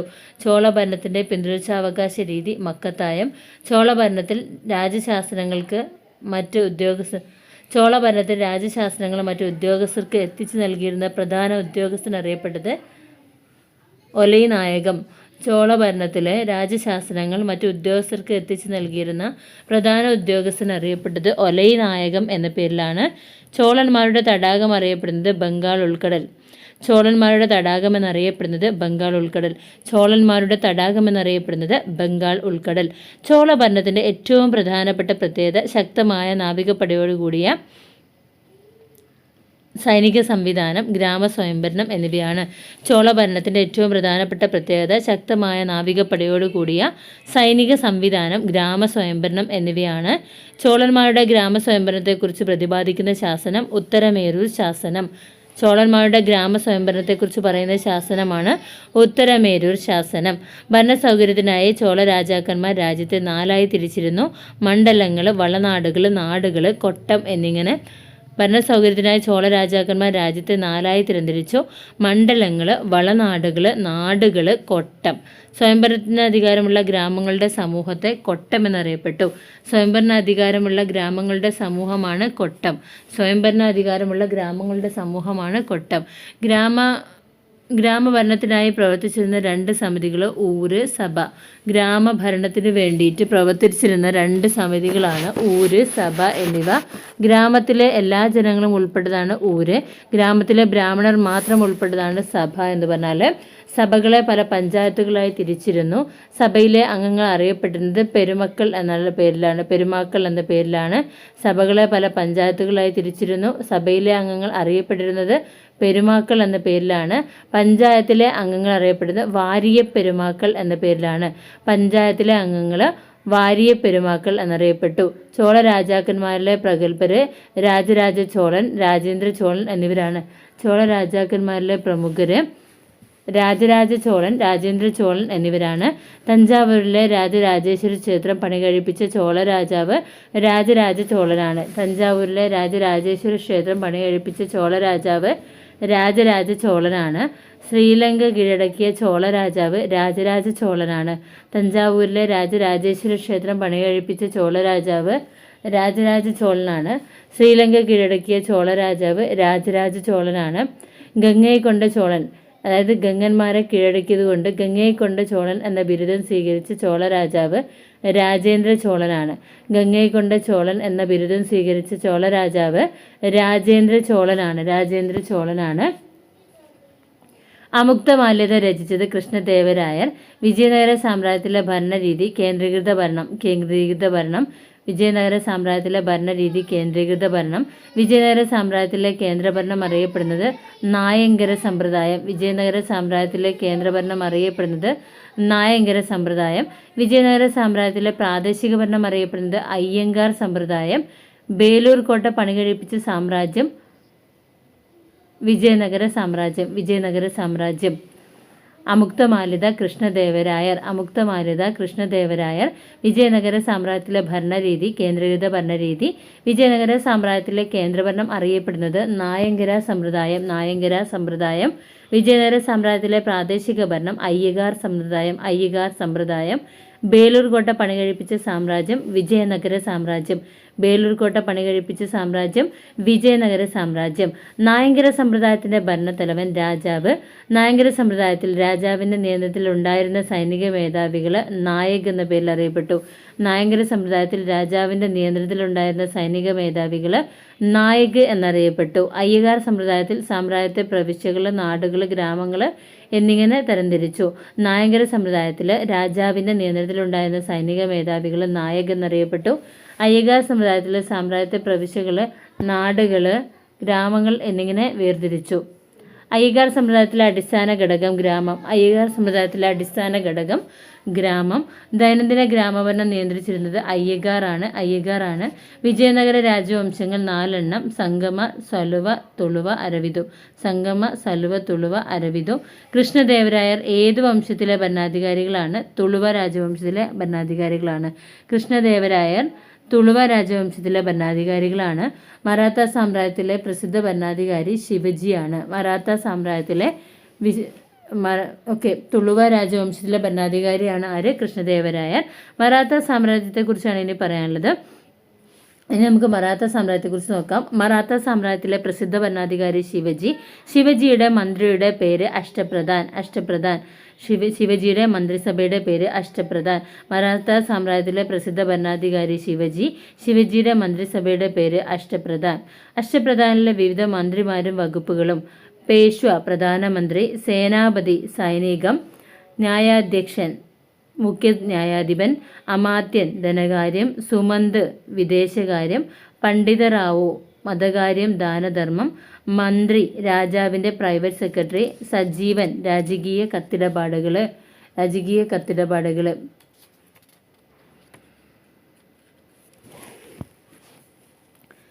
അഷ്ടപ്രധാനിലെ വിവിധ മന്ത്രിമാരും വകുപ്പുകളും നോക്കാം. പേഷ്വ പ്രധാനമന്ത്രി, സേനാപതി സൈന്യം, ന്യായാധ്യക്ഷൻ മുഖ്യ ന്യായാധിപൻ, അമാത്യൻ ധനകാര്യം, സുമന്ത് വിദേശകാര്യം, പണ്ഡിതറാവു മതകാര്യം അല്ലെങ്കിൽ ദാനധർമ്മം, മന്ത്രി രാജാവിൻ്റെ പ്രൈവറ്റ് സെക്രട്ടറി, സജീവൻ രാജകീയ കത്തിടപാടുകൾ. പേഷ്വ പ്രധാനമന്ത്രി, സേനാധിപതി സൈന്യം, ന്യായാധ്യക്ഷൻ മുഖ്യ ന്യായാധിപൻ, അമാത്യൻ ധനകാര്യം, സുമന്ത് വിദേശകാര്യം, പണ്ഡിതറാവു മതകാര്യം അല്ലെങ്കിൽ ദാനധർമ്മം, മന്ത്രി രാജാവിൻ്റെ പ്രൈവറ്റ് സെക്രട്ടറി, സജീവൻ രാജകീയ കത്തിടപാടുകൾ. മറാത്ത ഭരണകാലത്ത് പ്രാദേശിക ഭരണത്തിനായി പ്രവിശ്യകൾ, ജില്ലകൾ, പർഗാനകൾ, ഗ്രാമങ്ങൾ എന്നിങ്ങനെ തരംതിരിച്ചു. ജില്ലകളെ പ്രാന്തങ്ങൾ എന്ന പേരിലും അറിയപ്പെടുന്നുണ്ട്. മറാത്ത ഭരണകാലത്ത് പ്രാദേശിക ഭരണത്തിന് വേണ്ടിയിട്ട് പ്രവിശ്യകൾ, ജില്ലകൾ അഥവാ പ്രാന്തങ്ങൾ, പർഗാനകൾ, ഗ്രാമങ്ങൾ എന്നിങ്ങനെ തരംതിരിച്ചു. മറാത്ത സാമ്രാജ്യത്തിലെ മറാത്തക്കാരുടേതായിട്ടുള്ള ഭൂപ്രദേശത്തെ സ്വരാജ്യമെന്നും മറ്റൊരിൽ നിന്ന് കീഴടക്കിയ പ്രദേശത്തെ മുഗളൈ എന്നും അറിയപ്പെട്ടു. മറാത്ത സാമ്രാജ്യത്തിലെ മറാത്തക്കാരുടെ സ്വന്തം ഭൂപ്രദേശത്തെ സ്വരാജ്യമെന്നും മറ്റുള്ളവരിൽ നിന്ന് കീഴടക്കിയ പ്രദേശത്തെ മുഗളൈ എന്നും അറിയപ്പെട്ടു. മുഗളൈ എന്ന പേരിലും അറിയപ്പെട്ടു. മുഗളൈ സ്വരാജ്യം. സ്വരാജ്യത്തിൽ നിന്നും പിരിക്കുന്ന ഭൂമി ഭൂനികുതി. മുഗളൈ പ്രദേശത്ത് നിന്നും മറാത്ത ഭരണത്തിൽ പിരിച്ചെടുത്ത ഭൂമിക്ക് ചൗത്ത് സർദേശ് മുഖി എന്നറിയപ്പെടുന്നു. മുഗളൈ പ്രദേശത്ത് നിന്നും മറാത്ത ഭരണത്തിൽ പിരിച്ചെടുത്ത നികുതിയെ ചൗത്ത് സർദേശ് മുഖി എന്ന പേരിൽ അറിയപ്പെടുന്നു. സ്വരാജ്യത്തിൽ നിന്ന് പിരിച്ചെടുത്തത് ഭൂനികുതി എന്ന പേരിലും അറിയപ്പെടുന്നു. ശിവജിയുടെ സ്ഥാനാരോഹണം നടന്നത് 1674 റോയ്ഗഡ് കോട്ടയിൽ വെച്ചാണ്. ശിവജിയുടെ സ്ഥാനാരോഹണം നടന്നത് 1674 റായ്ഗഡ് കോട്ടയിൽ വെച്ചിട്ടാണ്. തുടർന്ന് ഛത്രപതി ശിവജി എന്ന പേര് അദ്ദേഹത്തിന് കിട്ടി. ശിവജിയുടെ സ്ഥാനാരോഹണം നടന്നത് 1674 റായ്ഗഡ് കോട്ടയിൽ വെച്ചാണ്. തുടർന്ന് ഛത്രപതി ശിവജി എന്ന പേര് കിട്ടി. ഇനി 9ാം ക്ലാസ്സിലെ പാഠം 5 സമ്പത്തും സമൂഹവും മധ്യകാല ഇന്ത്യ എന്നുള്ളതാണ്. ഇതിൽ 17ാം നൂറ്റാണ്ടിൽ ഇന്ത്യ സന്ദർശിച്ച ഇറ്റാലിയൻ സഞ്ചാരിയാണ് ജിയോവനി സെരാരി. 17ാം നൂറ്റാണ്ടിൽ ഇന്ത്യ സന്ദർശിച്ച ഇറ്റാലിയൻ സഞ്ചാരിയാണ് ആര്? ജിയോവനി സരായി. ജിയോവനി സരാരി എന്ന് പറഞ്ഞാൽ ജിയോവനി സരാരി. ഇബിൻ ബത്തൂത്ത ഇന്ത്യയിലെത്തിയത് 14-ാം നൂറ്റാണ്ടിലാണ്. മുഹമ്മദ് ബിൻ തുഗ്ലക്കിൻ്റെ കാലത്ത് ഇന്ത്യയിലെ കാർഷിക പുരോഗതിയെക്കുറിച്ച് പരാമർശങ്ങൾ ഉൾക്കൊള്ളുന്ന കിതാബുൽ രഹില എന്ന ഗ്രന്ഥം രചിച്ചത് ഇബിൻ ബത്തൂത്തയാണ്. അപ്പോൾ മുഹമ്മദ് ബിൻ തുഗ്ലക്കിൻ്റെ കാലത്ത് ഇന്ത്യയിലെ കാർഷിക പുരോഗതിയെക്കുറിച്ച് പരാമർശിക്കുന്ന കിതാബുൽ രഹില ആരാണ് എഴുതിയത്? ഇബിൻ ബത്തൂത്തയാണ്. 14-ാം നൂറ്റാണ്ടിലാണ് ഇബിൻ ബത്തൂത്ത വന്നത്. 17-ാം നൂറ്റാണ്ടിൽ എന്ത് സഞ്ചരിച്ച ഇറ്റാലിയൻ സഞ്ചാരിയാണ്? ജിയോവനി സെരാരി. കൃഷി വ്യാപിക്കുന്നതിന് വേണ്ടി ദോവാബ് പ്രദേശം, അതായത് ഗംഗ യമുന നദികൾക്കിടയിലെ പ്രദേശം കർഷകർക്ക് വീതിച്ചു കൊടുത്ത സുൽത്താനാണ് ബാൽബൻ. കൃഷി വ്യാപിപ്പിക്കാൻ വേണ്ടിയിട്ട് ദ്വാബ് പ്രദേശത്തെ, ഗംഗ യമുന നദികൾക്കിടയിലുള്ള ദ്വാബ് പ്രദേശത്തെ കർഷകർക്ക് വീതിച്ചു കൊടുത്ത സുൽത്താൻ ബാൽബൻ. ജലസേചനത്തിനായിട്ട് കിണറുകൾ കുഴിക്കാൻ മുൻകൂർ പണം നൽകിയിരുന്ന സുൽത്താൻ ഫിറോസ് ഷാ തുഗ്ലക്കാണ്. ജലസേചനത്തിന് വേണ്ടിയിട്ട് കിണറുകൾ കുഴിക്കാൻ മുൻകൂറായിട്ട് പണം കൊടുത്ത സുൽത്താൻ ഫിറോസ് ഷാ തുഗ്ലക്കാണ്. ജലസേചനത്തിന് വേണ്ടി കിണറുകൾ കുഴിക്കാൻ മുൻകൂർ പണം നൽകിയിരുന്ന സുൽത്താൻ ഫിറോസ് ഷാ തുഗ്ലക്ക്. യമുന നദിയിൽ നിന്ന് കൃഷിയിടങ്ങളിലേക്ക് വെള്ളം കൊണ്ടുപോകാൻ കനാലുകൾ നിർമ്മിച്ച സുൽത്താൻ ഫിറോസ് ഷാ തുഗ്ലക്ക്. ആഗ്രയിലെ 39 ഇനം വിളകൾ കൃഷി ചെയ്തിരുന്നതായി പരാമർശിക്കുന്ന കൃതിയാണ് ഐൻ ഇ അക്ബരി. ആഗ്രയിൽ 39 ഇനം വിളകൾ കൃഷി ചെയ്യുന്നതിനായിട്ട് വിളകൾ കൃഷി ചെയ്തിരുന്നതായിട്ട് പരാമർശിക്കുന്ന കൃതിയാണ് ഐൻ ഇ അക്ബരി. ആഗ്രയിൽ 39 ഇനം വിളകൾ കൃഷി ചെയ്തിരുന്നതായിട്ട് പരാമർശിക്കുന്ന കൃതി ഐൻ ഇ അക്ബരി. അബുൽ ഫസൽ രചിച്ച കൃതിയാണ് ഐൻ ഇ അക്ബരി. ആഗ്രയിൽ 39 ഇനം വിളകൾ കൃഷി ചെയ്തിരുന്നതായിട്ട് പരാമർശിക്കുന്ന കൃതിയാണ് ഐൻ ഇ അക്ബരി. അബുൽ ഫസൽ രചിച്ച കൃതിയാണ് ഐൻ ഇ അക്ബരി. മധ്യകാല ഇന്ത്യയിലെ കാർഷിക മേഖലയിൽ ഉപയോഗിച്ചിരുന്ന ഉപകരണങ്ങളിൽ പ്രധാനപ്പെട്ടത് ജലസേചനത്തിനായിട്ടുള്ള പേർഷ്യൻ ജലചക്രമാണ്. മധ്യകാല ഇന്ത്യയിലെ കാർഷിക മേഖലയിൽ ഉപയോഗിച്ചിരുന്ന ഉപകരണങ്ങളിൽ പ്രധാനപ്പെട്ടതാണ് ജലസേചനത്തിനായുള്ള പേർഷ്യൻ ജലചക്രം. കാർഷിക അഭിവൃദ്ധി ലക്ഷ്യമിട്ട് ജലസേചന നടപടികൾ സ്വീകരിച്ച ദക്ഷിണേന്ത്യ രാജവംശം ചോള സാമ്രാജ്യം. ചോള ഭരണകാലത്തുണ്ടായിരുന്ന 4 തരം കൃഷിഭൂമികളാണ് ബ്രഹ്മദേയ, ദേവദാന, വെള്ളാൻ വകൈ, പള്ളിച്ചാണ്ടം.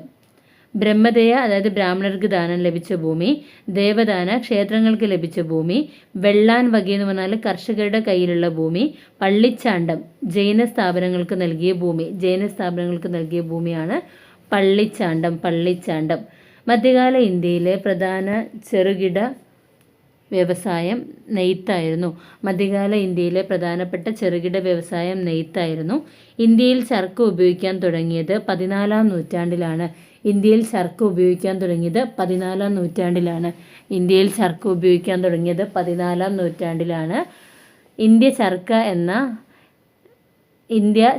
എന്ന സാങ്കേതിക വിദ്യ സ്വായത്തമാക്കിയത് ഏത് രാജ്യത്തിൽ നിന്നാണ്? ചൈനയിൽ നിന്നാണ് ചർക്ക എന്ന സാങ്കേതിക വിദ്യ ഇന്ത്യക്ക് സ്വന്തമായത്. ചർക്കയെക്കുറിച്ച് ആദ്യ പരാമർശമുള്ള ഫുതുഹുസ് സലാത്തീൻ എന്ന കൃതി രചിച്ചത് ഇസാമിയാണ്. ചർക്കയെക്കുറിച്ച് ആദ്യ പരാമർശമുള്ള ഗ്രന്ഥം 1350 രചിച്ചത്. ചർക്കയെക്കുറിച്ച് ആദ്യ പരാമർശമുള്ള ഗ്രന്ഥം 1350 രചിച്ചു. ഗ്രന്ഥത്തിൻ്റെ പേര് ഫുതുഹുസ് സലാത്തീൻ. ഇസാമിയാണ് രചിച്ചത്. പട്ടുനൂൽ പുഴുക്കളിൽ നിന്ന് നൂലുണ്ടാക്കുന്ന സാങ്കേതിക വിദ്യ ഇന്ത്യയിൽ ആരംഭിച്ചത് ബംഗാളിലാണ്. പട്ടുനൂൽ പുഴുക്കളിൽ നിന്ന് നൂലുണ്ടാക്കുന്ന സാങ്കേതിക വിദ്യ ഇന്ത്യയിൽ ആരംഭിച്ചത് ബംഗാളിലാണ്. മധ്യകാല ഇന്ത്യയിൽ പ്രധാനമായും ചെമ്പ് ഖനനം ചെയ്തിരുന്നത് രാജസ്ഥാനിലാണ്. മധ്യകാല ഇന്ത്യയിൽ രത്നം ഖനനം ചെയ്തിരുന്ന സ്ഥലം ഗോൽക്കൊണ്ട. ചെമ്പ് രാജസ്ഥാൻ.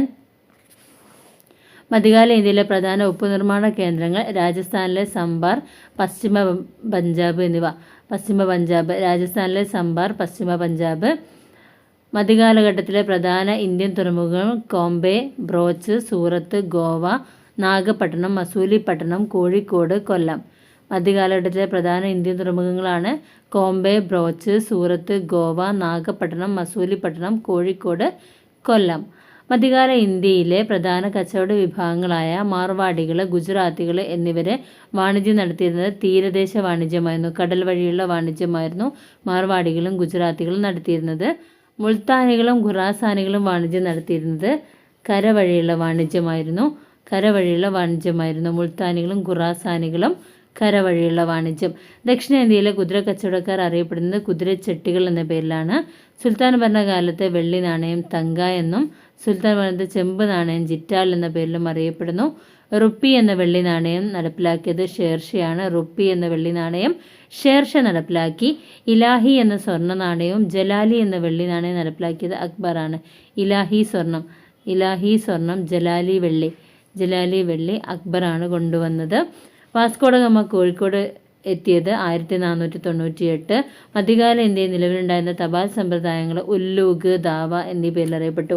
മധ്യകാല ഇന്ത്യയിൽ നിലവിലുണ്ടായിരുന്ന തപാൽ സമ്പ്രദായങ്ങളാണ് ഉല്ലൂഗ്, ദാവ.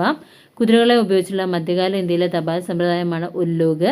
മധ്യകാല ഇന്ത്യയിൽ കാൽനടയായുള്ള തപാൽ സമ്പ്രദായമാണ് ദാവ എന്ന പേരിൽ അറിയപ്പെടുന്നത്.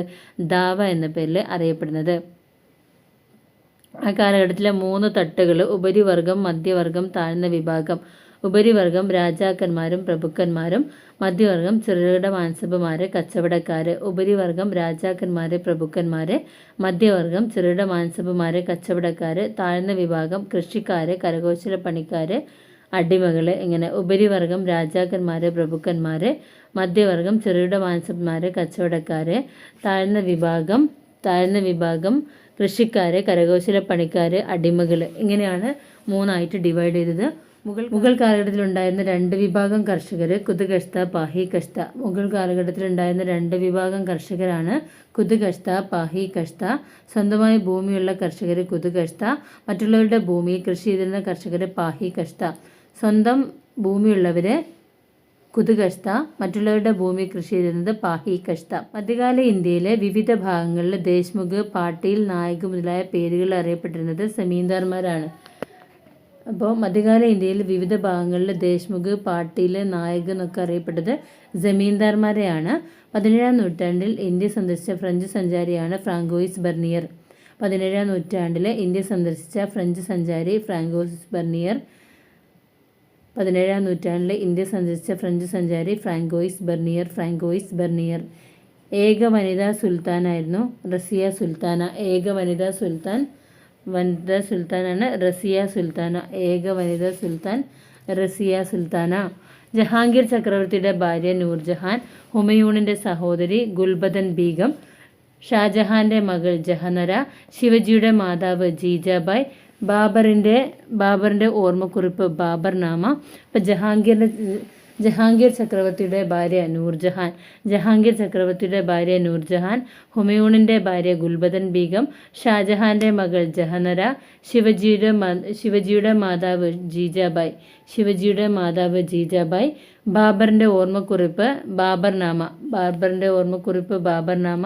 മധ്യകാല ഇന്ത്യയിൽ ജാതിയുടെ അടിസ്ഥാനത്തിൽ തൊഴിലുകളെ ഇടങ്കൈ ജാതികൾ, വലങ്കൈ ജാതികൾ എന്നിങ്ങനെ വേർതിരിച്ചു. മധ്യകാല ഇന്ത്യയിൽ ജാതിയുടെ അടിസ്ഥാനത്തിൽ തൊഴിലാളികളെ ഇടങ്കൈ ജാതികൾ, വലങ്കൈ ജാതികൾ എന്നിങ്ങനെ വേർതിരിച്ചു. ഇടങ്കൈ ജാതികൾ കച്ചവടം, കൈത്തൊഴിൽ എന്നിവയിൽ പ്രവർത്തിച്ചവര്. വലങ്കൈ ജാതികൾ കാർഷിക മേഖലയിൽ പ്രവർത്തിച്ചിരുന്നവർ. ഇടങ്കൈ ജാതികൾ എന്ന് പറഞ്ഞാൽ കച്ചവടം, കൈത്തൊഴിൽ എന്നീ മേഖലയിൽ പ്രവർത്തിച്ചവര്. വലങ്കൈ ജാതികൾ കാർഷിക മേഖലയിൽ പ്രവർത്തിച്ചവർ.